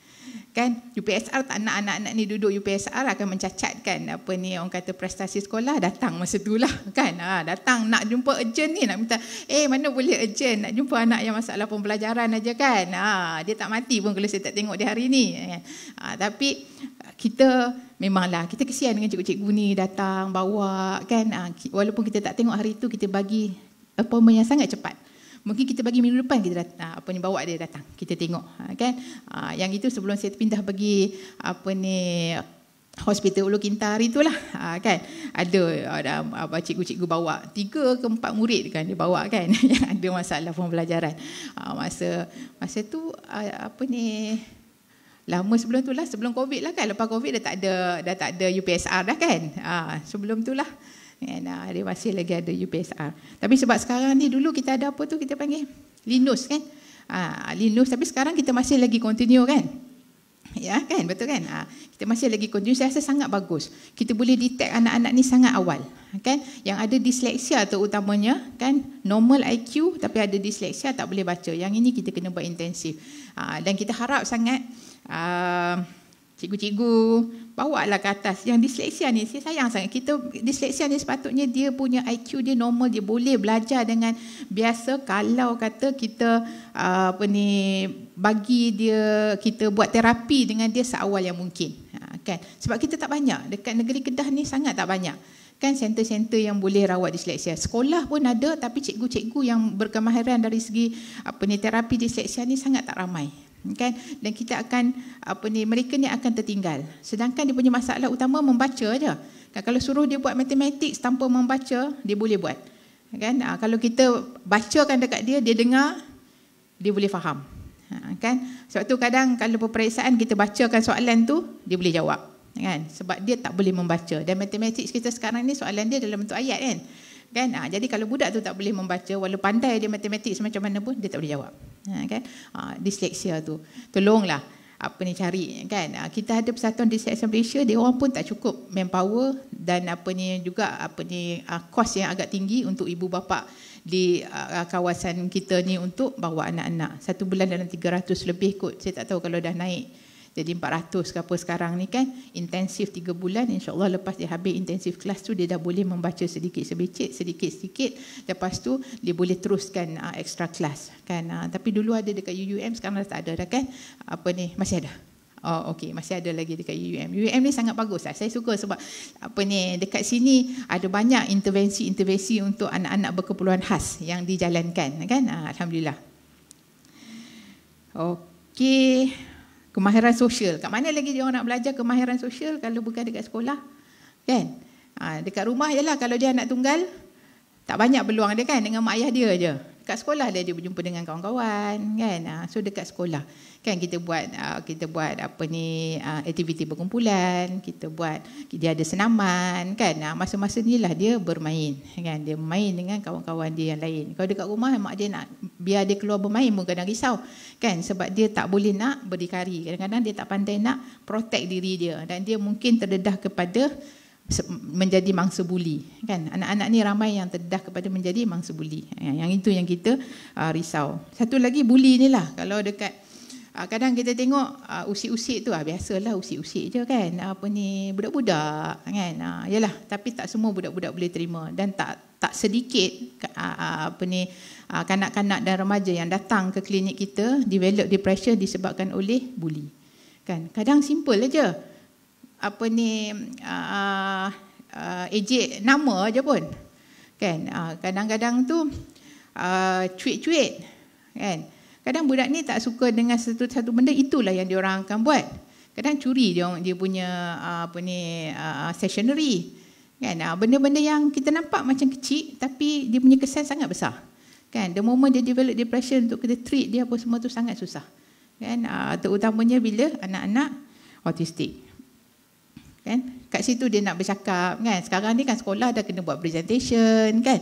Jadi anak-anak autistik ni dia akan menjadi dalam keadaan yang sangat anxious lah bila dia kena buat presentation dekat luar, kat depan kan. Dia orang sangat anxious. Dia rasa macam boleh ke dia orang tengok dia macam mana apa semua. Dia takut dia ada buat kesilapan, dia ada tersilap cakap kan. Lepas tu bila aktiviti kumpulan kadang tu kan dia tak involve sangat. Kan, dan sebab tu kalau kata ada macam buddy yang faham, tarik, kau kena buat ni. Lepas tu pesankan dia untuk buat apa semua kan. Sebab dia orang bukan tak boleh buat, boleh buat, tapi dia punya orang kata benda yang nak mulakan dia buat tu, kadang-kadang tak ada push dia tu. Tak ada siapa yang nak tolak untuk dia buat. Jadi yang tu sangat penting. Okey. Dan kemahiran hidup yang lain lah dekat sekolah ni itulah kan, sama ada PPKI ataupun dekat dalam kelas aliran perdana kan. PPKI lah banyak yang untuk kemahiran hidup. Sekolah pun dah ada banyak sekarang ni kemahiran hidup apa semua kan. Jadi saya rasa macam untuk dia survive kan, bila kita nak anak-anak ni berdikari kan, satu hari nanti dia tak perlukan institusi untuk jaga dia orang kan. Kita nak dia berdikari kan. Bila orang kata orang tua dia dah tak ada apa semua, orang yang menjaga dia dah tak ada, dia dah boleh hidup sendiri kan. Dia dah boleh earn dia punya own living. Jadi itu matlamat dia. Daripada kecil kita nak dia besar, walaupun tak semua yang kita mampu untuk bantu sampai kepada tahap berdikari, tapi sekurang-kurangnya dia akan mengurangkan orang-orang yang dependent dengan orang lain, yang bergantung dengan orang lain. Yang itu juga akan melibatkan kos kepada kerajaan dalam jangka masa panjang lah. Okay. So kalau kita tengok kerjasama dengan tapi saya dah cakap banyak dah juga kan, kerjasama hospital apa semua tadi kan. Yang ni, yang bawah-bawah ni sebenarnya boleh je baca kan. Yang penting untuk diagnosis saya cakap tadi kan. Orang yang pertama akan nampak sama ada cikgu tadika. Kadang-kadang mak ayah dia, terutama kalau dia ada anak tunggal, okay? Dia ada anak seorang je, dia tak boleh bandingkan anak dia tu dengan anak-anak dia yang lain. So dia rasa macam anak dia okey kot kan. Kalau dia ada anak-anak buah, mungkin dia boleh bandingkan dengan anak-anak buah dia. Atau dia pun cucu sulung, anak sulung kan, tak ada anak buah apa semua lagi kan. Mak dia pun tak perasan kan. Lepas tu dia rasa macam biasalah bila dia jumpa dengan orang, terutamanya anak lelaki, biasalah budak lelaki lambat cakap kan. Kalau hyperaktif, biasalah budak lelaki hyperaktif. Bapak dia pun dulu hyperaktif juga, mungkin bapak dia pun ASD juga kan. Kita tak tahu sebab kita ada faktor genetik dekat situ kan. Jadi hyperaktif anak-anak ASD tak sama dengan hyperaktif budak-budak ADHD kan, dia lain. Jadi yang itulah yang kita perlukan kepakaran untuk tengok sama ada hyperaktif dia ADHD ke hyperaktif dia adalah orang kata solely because of dia punya ASD kan. ASD ni Autism Spectrum Disorder kan. Selalu kita panggil ASD je lah sekarang ni sebab diagnosis kita pun kita kata Autism Spectrum Disorder. Kita dah tak ada yang macam dulu-dulu Asperger's lah apa semua kan. Bila kita kata Asperger's yang very high functioning, yang ada dia punya talent yang tertentu kan, yang kita kata macam Savan tu kan, yang sangat pandai melukis kan, sangat kreatif, ada seni yang tinggi apa semua kan. Tak semua anak-anak autism macam tu kan. So jangan kita salah anggap lah kan. Setengah-setengah anak autism memang ada dia punya keistimewaan yang tertentu. Sekolah boleh bantu untuk rujukan awal kan. Kalau kata dah dapat kesan tengok lain, maklumkan dekat ibu bapa dan rujuk seawal yang mungkin kan. Ada juga kadang ibu bapa yang macam tak nak bagi tahu dekat sekolah anak dia ada autism bila dia masukkan ke sekolah kan. Sebab dia kata bila the moment dia bagi tahu je diagnosis, cikgu terus kata dia tak boleh duduk dekat kelas aliran perdana, kena pergi PPKI kan. Perkara ni tak sepatutnya berlaku kan. Sebab ada anak-anak autism yang memang boleh pergi dekat aliran perdana dan kita tengok selalunya dekat hospital kita cuba seboleh mungkin untuk menasihati ibu bapa anak dia ni sesuai ke tidak untuk pergi ke aliran perdana kan. Kalau kita nampak anak tu tak sesuai, memang kita nasihatkan masukkanlah ke PPKI dulu. Kalau dah okey dekat PPKI, cikgu kata okey, pindahlah, pergilah dekat kelas aliran perdana kan. Macam saya kata awal tadi, tak semestinya IQ dia tinggi, academic performance dia okey, dia automatik boleh pergi ke kelas aliran perdana kan. So dia mungkin ada masalah-masalah sensory yang lain yang dia tak bersedia lagi untuk berada di kelas aliran perdana. Dia terpaksa juga pergi ke kelas PPKI. Sebab kita dekat sini kita tak ada yang macam kelas yang khas untuk terapi anak-anak autism aja. Sebab anak-anak autism ni dia sangat lain. Dia punya proses terapi dia berbanding dengan anak-anak Down syndrome yang ada masalah IQ kan, anak-anak cerebral palsy lain sangat. Jadi proses rawatan dia kan. Kita pun tak tahu bila, tapi saya rasa insya-Allah satu hari nanti sampailah masa dia kita akan ada lah kemudahan-kemudahan ni kan. Doalah banyak-banyak kan. Orang-orang yang ada dekat sini sekarang ni kan, yang mana yang ada anak autism yang dah membesar, remaja, dewasa apa semua, saya rasa mereka lah orang-orang yang bertanggungjawab untuk meningkatkan memartabatkan lagi perkhidmatan baru yang bukanlah baru sangat, dekat Malaysia lah baru kan, yang kita rasa yang terbaik untuk anak-anak autism ni kan. Jadi kalau bukan orang-orang yang ada sekarang ni buat kan, sampai bila-bila pun kita tak ada. Kita tak tahu kita buat ni mungkin bukan untuk anak kita, untuk cucu kita, untuk cicit kita kemudian hari nanti kan. Apa-apa pun kita kena buat. Kalau kita tengok tadi dari statistik dari semasa ke semasa, bilangan mereka yang mengalami autism ni macam makin bertambah kan, sebab populasi kita makin membesar kan. Jadi kita tak boleh expect statik lah bilangan dia kan. Mesti bilangan dia makin bertambah juga. Okey. Kita sebut tadi intervensi awal kan. Kenapa pentingnya intervensi awal? Lebih awal intervention tu dilakukan, lebih cepat, lebih bagus dia punya prognosis. Maksudnya lebih banyak kita boleh bantu kan. Lebih cepat dia boleh bercakap, lebih bagus dia punya prognosis. Kalau kita tengok dari segi autism, lebih cepat dia bercakap, paling bagus kita nak sebelum umur 5 tahun dia mula bercakap kan. Dan lebih tinggi dia punya IQ, dia punya prognosis dia lebih bagus, dan dia punya kebarangkalian untuk dia bekerja secara berdikari adalah lebih tinggi. Jadi kita kena usahakan secepat mungkin. Kalau dah umur 7 tahun baru datang kan, fasa pertuturan dia tu dah lah over dah. Kan, sepatutnya kita nak dia bercakap, dia sepatut budak-budak ni cakap umur 1 tahun 1 patah perkataan, umur 2 tahun 2 patah perkataan, 2 patah perkataan punya ayat. 1 tahun dia nak, mak, abah kan. Tapi kalau umur 2 tahun nak susu kan, nak makan kan, umur 2 tahun. Umur 3 tahun ayat 3 patah perkataan. Mak, adik lapar kan, 3 patah perkataan. Itu simple aja. Okay, yang itu je simple guide untuk tengok anak kita lambat bercakap ke okey dari segi dia punya perkembangan pertuturan. Sebab masalah pertuturan ni adalah masalah yang utama sekali yang selalu dibawa ke klinik untuk anak-anak autism. Kan, 2 tahun tak bercakap lagi, cepat-cepat bawa. Kan, cepat-cepat bawa kan. 1 tahun 2 tahun nampak macam tak mendengar apa semua, cepat-cepat bawa untuk assessment kan. Jangan kita tunggu tanya orang. Kadang-kadang orang nak sedapkan hati kita, tak apa, tunggulah, okey tu dia lambat sikit tu kan. Jangan, bawa aja kan. Kita buat intervensi awal, insya-Allah anak kita akan orang kata berkembang dengan lebih bagus. EIP kita boleh betul. Kita boleh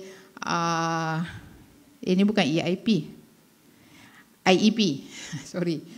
IEP Individual Education Plan tu pihak hospital, pihak sekolah sebenarnya boleh berbincang, tapi saya rasa pihak sekolah mungkin lebih arif tentang individual education plan ni kan. Cuma kita boleh bagi input tentang anak ni punya sensory, apa masalah dia kan. Kalau macam dari segi proses untuk pihak sekolah menyediakan IEP ni, boleh je dapatkan laporan daripada kita, laporan daripada occupational therapist contohnya kan, untuk memberi sedikit guide macam mana kita nak buat orang kata nak plan kita punya program untuk anak-anak ni. Terapi cara kerja ni kan, saya rasa ada sekolah-sekolah yang dah ada occupational therapist kan, cikgu. Ada ke occupational therapist yang pergi untuk buat lawatan, untuk pergi buat terapi dekat sekolah kan? Saya rasa dekat mana saya dengar macam ada sebulan sekali occupational therapist pergi. Ke PDK ke? Sebab saya rasa macam benda ni yang kita patut untuk cuba untuk ni. Jadi anak-anak ni sebenarnya tak perlu keluar daripada sekolah untuk dapatkan dia punya terapi.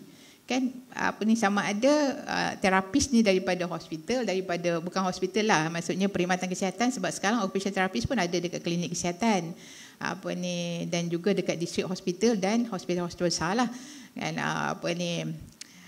Yalah, sekolah pun banyak kaki tangan kan. Kalau dia nak hire pula occupational therapist, kadang-kadang tu agak susah lah kan. Ada banyak lagi clinical psychologist, bukan clinical psychologist. Sekolah mungkin boleh ada lebih ramai education psychologist kan, yang boleh tengok tentang perkembangan anak-anak ni. Saya rasa education psychologist mungkin boleh bagi lebih lagi input dari segi proses IEP mereka kan. Yang tu saya rasa tak ramai kan. Dalam Kedah ada berapa orang education psychologist? Seorang, 2 orang. Itu pun ada dekat 3 PK. Kadang kita hantar untuk penilaian dan untuk penilaian dan juga cadangan untuk dia punya pembelajaran, sama ada dia sesuai ke untuk masuk ke PPKI, ataupun bila mak dia, kita rasa macam dia tak sesuai masuk ke aliran perdana, tapi mak dia nak juga anak dia masuk ke aliran perdana, kita hantar untuk penilaian oleh education psychologist ni. So daripada penilaian situ dia akan bagi dia punya cadangan dia. Okey, kalau pihak education psychologist bagi, saya rasa pihak sekolah lebih mudah untuk terima, sebab dia daripada sistem sekolah tu sendiri kan. So dekat sini kita yang kerja dekat hospital, kita sentiasa mencari resources kita, siapa yang kita boleh bekerjasama untuk membantu anak-anak ni kan. Okay. Occupational therapist masih saya cakap kan, tapi kadang-kadang tips daripada bukan occupational therapist, speech therapist ni, tips daripada mereka tu lagi penting. Macam mana dia orang buat, kadang-kadang apa benda latihan ataupun rawatan yang diberikan tu tak perlu pun pergi jumpa terapis, boleh buat dekat rumah aja kan. Boleh sikit buat dekat sekolah, ramai-ramai kan, kalau ada semua autistic children dekat dalam satu grup tu, buat je Saya rasa ramai anak-anak autistik ni dekat kelas PPKI ni, kan? Apa ni, yang lain-lain tu pun ada, tapi rasanya macam ramai. Setiap kelas tu macam ada 2-3 orang anak-anak apa ni autism dekat kelas-kelas PPKI, kan? Kat sini ada ke tak tahu, PPKI ni pendidikan khas, program pendidik khas integrasi, kan? Jadi untuk anak-anak apa ni OKU masalah pembelajaran, dia pergi sekolah dekat dalam kelas tu, dan kelas ni berada di kelas sekolah biasa. Sebab tu dia kata integrasi. Dia berada di sekolah kebangsaan yang biasa dan berada di sekolah menengah kebangsaan yang biasa. Dia tak ada pergi ada sekolah khas ke untuk pendidikan khas. Kelas PPKI berada di sekolah biasa. Dan sekarang ni sekolah apa ni, aliran Cina pun dah ada kelas PPKI, kan? Dulu tak ada lagi, tapi sekarang dah ada, tapi tak banyak lah, kan, berbanding dengan sekolah kebangsaan. Sokongan terapeutik mesti saya cakap tadilah, kan, kalau cikgu tak pasti apa nak buat, boleh je, kan, kita berurusan dengan occupational therapist tu datang bagi sikit tips untuk kita buat. Pergi hospital punya occupational therapist sebulan sekali, kan, sebulan sekali je, apa sangat yang diorang boleh buat, sebulan sekali 45 minit hingga 1 jam. Kan, balik rumah dia pun dah lupa dah apa yang dia buat dekat situ, kan. Jadi kita harap sangat kalau dekat sekolah boleh disambung, dekat rumah boleh disambung. Saya selalu beritahu dekat ibu bapa apa ni pesakit saya, jumpa dengan terapis tu lepas habis session tu, tanya dekat dia apa yang kita boleh buat dekat dia dekat rumah, kan. Some of them dia ada apa ni sensory issue yang kita boleh brush dia setiap hari. Ada yang kita boleh urut-urut, kan, apa ni dia punya sendi-sendi tu, kan. Yang itu boleh buat je dekat rumah, half an hour a day, tak ada masalah pun, sambil tengok TV pun boleh buat, kan, dekat rumah, kan. Jadi benda-benda tu kadang-kadang simple aja, kan. Tanya apa yang boleh buat, kan. Kadang kita punya terapis ni pun apa orang kata apa, lepas habis terapi dia bagi je anak tu dekat mak dia balik, kan. Apa ni, kalau kita tak tanya dia pun tak cerita. Sebab tu kena tanya, kan, tanya untuk dapatkan bantuan yang lebih supaya kita boleh bagi lebih kepada anak-anak ni. Sekarang dah ada banyak dah pusat-pusat dekat hospital kita tak mampu buat, tapi ada banyak dah pusat-pusat intervensi khas, intervensi apa ni EIP, kan, apa ni early intervention program dekat private center lah. Sangat mahal. Sebulan mungkin boleh mencecah 600 ke 800 ringgit, bergantung kepada berapa jam yang kita hantar, kan. Seminggu 3 kali je, dulu seminggu 5 kali, kan. Sekarang seminggu 3 kali. Sebab apa jadi 3 kali? Sebab terlalu ramai sangat anak-anak yang memerlukan perkhidmatan tu, dan tempat tak banyak, kan. Jadi dia dah tak boleh dah nak buat apa ni 5 hari seminggu untuk anak-anak ni, kan. 4 jam setiap kali pergi, dan pukul 8 pagi hingga pukul 12 tengah hari setiap hari, macam pergi sekolah lah, kan. Ada orang tak nak pergi hantar anak dia pergi sekolah. Rugilah cikgu, anak saya tak pergi sekolah. Rugilah doktor, anak saya tak pergi sekolah. Dia pergi sekolah pun dia tak banyak benda yang dia buat. Baik dia pergi intervention tu, mungkin dalam masa setahun apa ni dia dah boleh dah duduk dekat sekolah tu dengan lebih bagus untuk dia belajar. Mungkin dah boleh masuk ke aliran perdana, kan. Jadi benda-benda ni lah yang kita kena balance, kan. Kadang kita sayang benda-benda yang tak sepatutnya kita sayang untuk buat lah, kan. Tapi duit tu adalah salah satu lagi isu lah, kan. Kadang-kadang kalau nak keluarkan 800 sebulan untuk satu anak tu memang agak berat lah pada kebanyakan orang, kan. Okay. Sosial kita dah buat, kan. Bercakap, kita encouragekan dia, ada kawan. Kalau boleh ada buddy system tu is good, kan. Bolehlah nak bersembang, kan. Dulu-dulu ni kita ada pernah dengar juga tentang apa ni pembantu pengajar, kan. Dia masuk dekat dalam, bukan masuk dalam kelas saja, bantu anak-anak tu untuk tengok pembantu murid, apa ni dia punya apa kerja sekolah dia yang dia kena buat, buku apa yang dia nak keluarkan, apa semua, kan. Dan bantu untuk tengokkan budak ni kemas balik barang-barang dia, kan. Bantu untuk dia tahu kelas mana tu, utamanya macam kalau dia duduk dekat aliran perdana lah, ataupun dia duduk kelas inklusif, dia nak pindah daripada kelas ini pergi ke sana. Lepas tu dia inklusif pula, dia bukan inklusif sepenuhnya, inklusif separuh. Matematik dengan sains saja dia pergi dekat kelas biasa, tapi time-time lain semua dia balik kepada kelas dia yang PPKI tu, kan. Jadi benda-benda ni sangat memerlukan bantuan, kan. Tapi yang tu pun ibu bapa kena bayar, kan. Sekolah ada? Oh, alhamdulillah. Apa ni sangat-sangat apa ni orang kata membantu. Kalau dia orang dekat aliran perdana pun ada juga. Ada okey, bagus. Yang itu saya baru tahu, alhamdulillah, kan. Apa ni, jadi banyak sebenarnya bantuan-bantuan yang kita terima dari semasa ke semasa. Lepas tu sebenarnya, kan, walaupun macam mana kita rasa ada banyak kekurangan, tapi kalau kita banding dengan 10 tahun yang sudah, sangat bagus sekarang ni, kan. Ibu bapa yang anak dia dah besar kata, alah dulu tak adalah untuk anak saya kan. Tapi alhamdulillah sekarang dah ada. Modifikasi bilik darjah. Saya rasa daripada apa yang saya cerita pasal sensory apa semua tu, mungkin occupation therapist boleh bagi tips macam mana. Kita cadangkan anak ni ditempatkan mungkin di barisan hadapan, berdekatan dengan cikgu kan. Kadang dia senang distracted kan. Kita letakkan dia dekat kawasan yang berhampiran dengan cikgu untuk cikgu mudah pantau dia kan. Bila dia lari je dia punya perhatian, cikgu akan pergi dekat meja ketuk sikit kan. So dia akan balik semula dia punya perhatian dia kan. Sebab kalau kita tak faham, kita rasa budak-budak ni main-main dekat dalam kelas, budak ni dia tak serius bila belajar. Tapi sebenarnya bukan dia tak serius, tapi itulah gejala dia kan, yang perlu dibantu untuk dia kembali lagi untuk fokus dengan apa yang dia belajar. Kalau ada masalah nak dapatkan tips, kita boleh bagi kan. Bukanlah kata kita ni pandai, tapi sedikit sebanyak bolehlah membantu. Sebab saya rasa dari segi pembelajaran, pengajaran apa semua, pihak sekolah lebih arif lah banding dengan pihak hospital. Dengan keluarga pun macam tu juga kan. Komunikasi saya rasa yang penting sekali. Ibu bapa tu dia kena pergi sekolah, kita cadangkan jumpa dengan cikgu kelas, jumpa dengan guru-guru yang tertentu supaya pihak sekolah lebih memahami anak kita tu kan. Kita pergi untuk mendapatkan kerjasama, bukan pergi untuk menyalahkan kan. Kadang tu pergi sekolah salahkan tu, salahkan ni apa semua kan. Jadi orang tak nak bekerja sama dengan kita. Kita pergi untuk mendapatkan penyelesaian, sama-sama bekerja untuk kebaikan anak tu kan. Yang tu selalu kita nasihatkan dekat ibu apa nak buat lah. Kadang-kadang kan kita go to the extent sampai kita cakap macam mana kita nak cakap, ayat macam apa yang kita nak bagi tahu kan. Macam mana kita nak siapa yang kita nak jumpa apa semua tu. Kita benda-benda macam tu. Tapi saya pun along the way belajar lah kan, nak sampai kepada tahap kita tahu kan sistem sekolah apa semua tu kan. Dan sistem sekolah pun berubah dari semasa ke semasa kan. Jadi bila dah lama, saya ni masa saya jadi pengarah hospital dulu, saya tak tengok patient kan, tak sempat nak tengok pesakit. Ini bila saya balik semula ke hospital, buat klinikal balik, baru saya start balik tengok patient lah kan. Jadi nak kena berkenalan balik lah dengan cikgu-cikgu dan sekolah-sekolah. Tak lama pun nak pencen je pun. Okey, saya rasa generally yang tu lah yang kita dah ni beri kesedaran kepada sekolah kan. Program transisi ni saya rasa penting.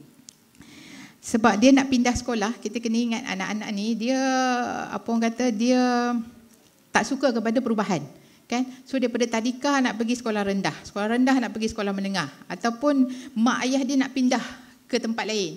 So anak-anak ni perlu dimaklumkan, dan tak boleh kata minggu depan nak pindah, hari ni baru nak maklum kan. Minggu depan nak tukar sekolah menengah, hari ni baru maklum. Tak kan, daripada dia masuk darjah 6 tu dah slowly dah kena bagi tahu dah kan, lepas ni pindah pergi sekolah tu. Tapi daripada dia duduk dekat tadika masa umur 6 tahun tu, dia dah kena dimaklumkan dia akan tukar sekolah ni, bawa dia pusing dekat sekolah tu, tengok budak pakai uniform macam tu kan. Sebab dia mungkin nak stick dengan uniform prasekolah dia tu, ataupun uniform tadika dia tu kan, dia tak nak tukar kan. Yang tu akan timbul masalah pula kemudian hari nanti. Sebab sekolah tak boleh terima kalau budak tu tak nak pakai baju yang lain. Sebab murid-murid lain pun mungkin nak ikut, kenapa dia boleh, saya tak boleh kan. Nak pakai baju yang saya suka tak boleh kan.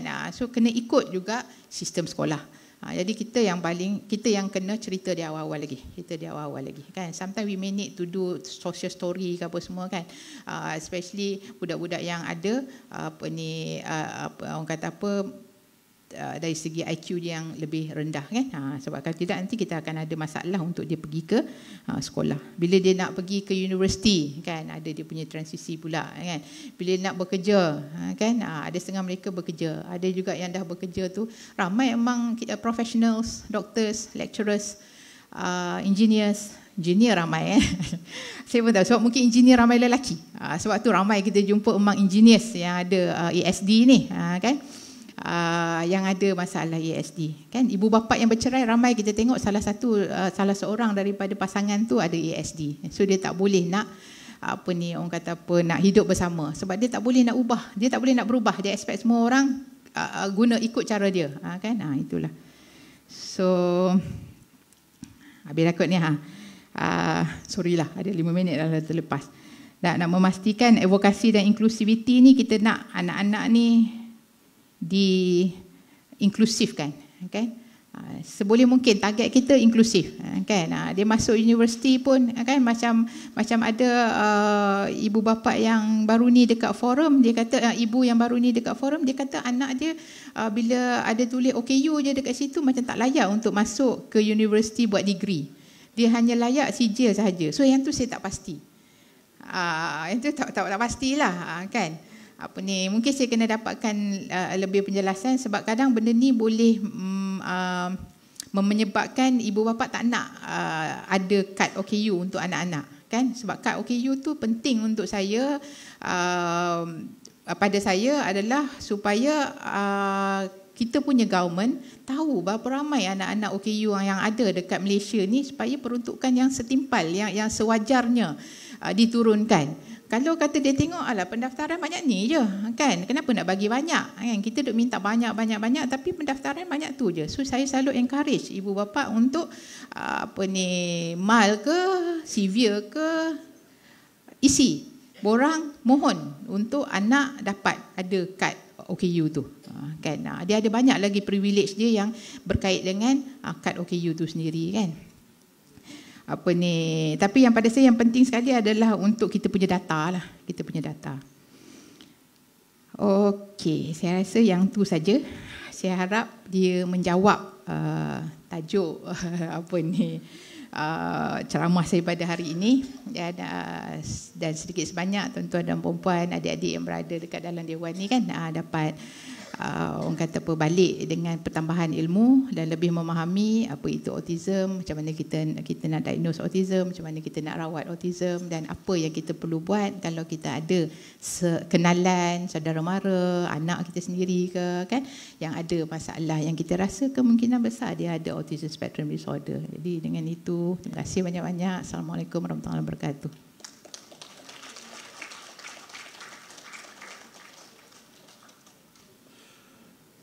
Majlis mengucapkan jutaan terima kasih kepada Yang Berbahagia Dr. Yusni Yusof atas perkongsian sebentar tadi.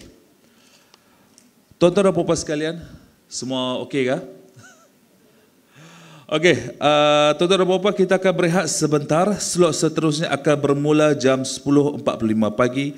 Diminta para hadirin untuk berada di dalam dewan sebelum bermulanya slot kedua. Okey, kita akan ada rehat sebentar. Dan insyaAllah sesi seterusnya akan bermula jam 10.45. Jadi tuan-tuan dan puan-puan diminta untuk berada di dalam dewan sebelum 10.45 pagi insyaAllah. Ya. Untuk Dr. Yusni. Oh, okey. Maaf, jika tuan-tuan dan puan-puan ada soalan untuk Dr. Yusni, panel kita pada hari ini. Ya. Dr. Yusni, ada satu soalan daripada pihak penonton kita pada hari ini. Sebentar.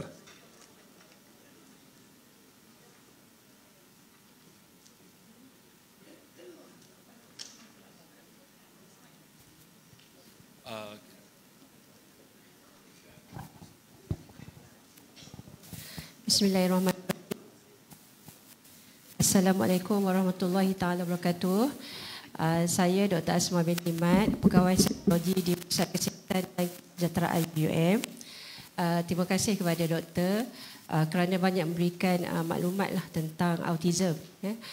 Soalan saya, mungkin doktor boleh bagi sedikit penjelasan mengenai Asperger syndrome dan macam mana saya ni sebagai orang biasa nak kenal pasti individu tu ada simptom-simptom Asperger syndrome. Terima kasih. Okay, terima kasih kepada yang bertanya soalan. Okay, kalau kita tengok kan Asperger ni sekarang ni kita dah masukkan juga dekat dalam ASD tu, Autism Spectrum Disorder, sebab dia berada di dalam spektrum. Gejala-gejala dia yang paling utama sekali dari segi pertuturan, Asperger ni dia tak ada masalah. Kan? Dia tak ada masalah. Dia boleh bercakap, dia boleh berkomunikasi apa semua, tak ada masalah. Dia tak ada delayed speech lah kan, Asperger ni. Tapi masalah utama dia adalah social communication. Kan, bila dia bersembang tu kan, dia boleh cakap lepas. Apalah doktor ni uduh lah hari ni. Kan, contohnya kan. Ataupun saya ada satu murid tu, dia dekat sekolah, atuk dia bawa, atuk dia jaga dia kot. Atuk dia pergi sekolah kan, jumpa dengan satu cikgu ni. Dia kata, "Grandpa, cikgu tu dekat situ kan. This fat teacher scolded me that day." So kan, For a typical person, adolescent tak akan cakap macam tu pun. Walaupun nakal macam mana pun budak tu, dia tak akan cakap macam tu. Kan? Dekat cikgu tu. Kan? Dah lah nak bagi tahu cikgu tu marah dia. Siap kata cikgu tu gemuk lagi. Kan? Kalau macam kata dia buat sesuatu kan. Dia buat benda tu memang betul. Tapi pada kita tak sesuai. Kan? But it's right what? Kan? I don't do anything wrong. Tak ada apa salah kat sini kan. Saya buat benda yang betul dan selalu dia orang punya communication in English. Selalu dia guna English sebagai dia orang punya first language. Some of them dia guna UK English, setengah tu dia guna US English. Kan? Bila kita nak sembang dengan dia pun kan kena dengar betul-betul. Kan? Dia punya masalah utama social communication. Intelligent dia pada kebanyakan masa dia normal dan some of them can have very high IQ. Sangat tinggi dan mereka ada dia punya orang kata skill yang tinggi kan. Kalau dia melukis sangat detail dia punya lukisan dan kita perasan kalau tak tahulah kalau kata ada orang rajin tengok kan, dia bila dia lukis kan, kita lukis orang kita akan mulakan daripada kepala kan, mungkin kita letak rambut, kita letak mata, hidung kan. Dia kadang bila kita suruh dia lukis baju dulu, kaki, lepas tu dia naik ke atas kan. Lepas tu ada passion saya tu dia lukis bush jacket sangat detail, pocket dia dengan all the button dia tu apa semua kan. Memang dia orang kecil-kecil pun dah pandai dah kan. Saya ada bapa ni seorang bawa, doktor ni anak saya punya lukisan umur baru 6 tahun kan. Dia lukis series of orang kata apa, perkembangan burung tau, daripada ibu burung buat sarang, lepas tu dia bertelur, lepas tu anak burung tu telur menetas kan, tu ibu burung dia bawa makan kan. This is most probably Asperger's lah. Cuma kita tengok yang tu, kita tak tengok lagi budak tu lah, tapi dia ada strong family history. Abang dia pun memang ASD kan. Jadi kita pun ada high index of suspicion budak ni pun possible ada ASD jugalah. Sama ada dia Asperger's ke bukan ke, kita kena buat penilaian kan. Selalunya mereka ni lah yang jadi doktor, jadi engineer, arkitek, pensyarah kan. Sebab dia pun pandai.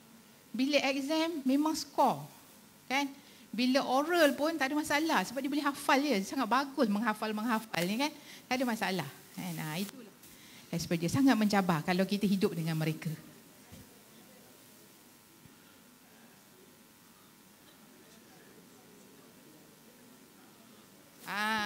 Ya betul. Dia punya perkataan tu kan, dia cakap doktor melantak banyak sangat, makan sama-sama kan, dia boleh cakap puan ni melantak banyak sangat kan. Jadi perkataan tu lah, kalau kita tak faham itulah Asperger's, kita nak marah kan, memang kita nak marah sebab dia tak pandai pilih perkataan yang sesuai. Perkataan tu mungkin betul, betul perkataan yang dia gunakan tu, mungkin kita makan banyak masa tu kan, tapi kalau kita tak katalah melantak, sebab melantak tu perkataan yang sangat negatif kan, dan sangat kasar. Okey. Doktor, soalan terakhir doktor, saya dapat soalan daripada saudara penonton kita. Soalan tersebut berbunyi sebegini: adakah pesakit autism sedar dia ada penyakit tersebut? Adakah mereka okey jika kita beritahu kamu ni ada penyakit autism? Macam sekarang kita sedang bercerita tentang autism depan mereka, adakah mereka okey doktor? Soalan terakhir insya-Allah. Dia nak kata dia orang okey ke tak okey ke bergantunglah, sebab kadang mereka tercari-cari apa masalah dia orang ni sebenarnya kan. Dan bila dia dapat jawapan tu macam seolah-olah satu beban yang dah lepas kan. Oh sebenarnya aku ni autism sebab tu aku macam ni kan. Tapi ada juga kata kenapa dia ada autism, banyak benda yang dia buat tak betul kan. Sebab tu dia perlukan sokongan yang berterusan kan, sama ada daripada ibu bapa, pasangan, orang yang terdekat ataupun profesional kan. Sebab kadang-kadang dia nak dapatkan sokongan daripada orang-orang yang dekat luar tu susah. Mungkin dia perlukan sesi-sesi kaunseling, dia pergi ataupun terapi untuk membantu dia untuk lebih memahami ataupun untuk dia cope dengan certain situasi kan. Ada situasi tertentu tu dia buat tapi dia tak perasan kat mana salah dia kan. So bila dia pergi dekat jumpa dengan terapis akan tengok, akan pinpoint dekat dia, oh kamu buat macam ni, lepas ni mungkin kamu kena ubah cara kamu cakap macam ni, perkataan yang lebih betul macam ni kan.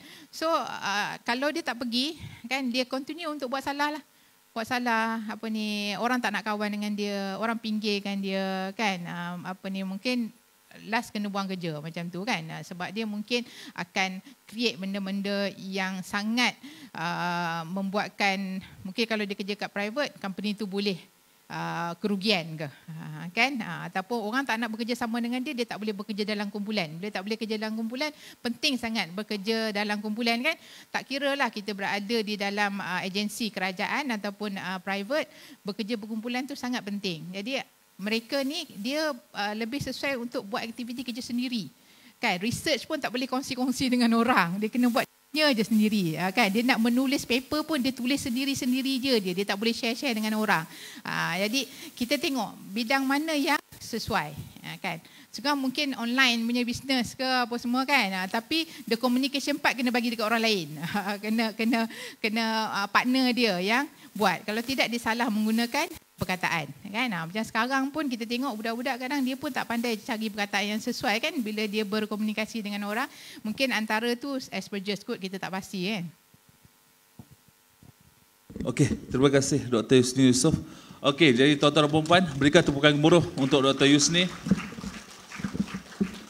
Okey, diharap dengan sesi perkongsian oleh Dr. Yusni tadi dapat diserap dengan baik insya-Allah. Jadi tuan-tuan dan puan-puan, seperti pengumuman saya awal tadi, kita akan teruskan sesi seterusnya pada pukul 10.45 pagi. Jadi tuan-tuan dan puan-puan boleh mengambil masa ini untuk berehat sebentar, pergi ke tandas dan sila berada di dalam dewan sebelum sesi slot kita yang seterusnya akan bermula dalam pukul 10.45. Jadi dalam 10.44 tu okeylah insya-Allah. Jadi tuan-tuan dan puan-puan boleh ambil rehat tuan-tuan dan puan-puan sekarang insya-Allah. Kita jumpa semula pukul 10.45.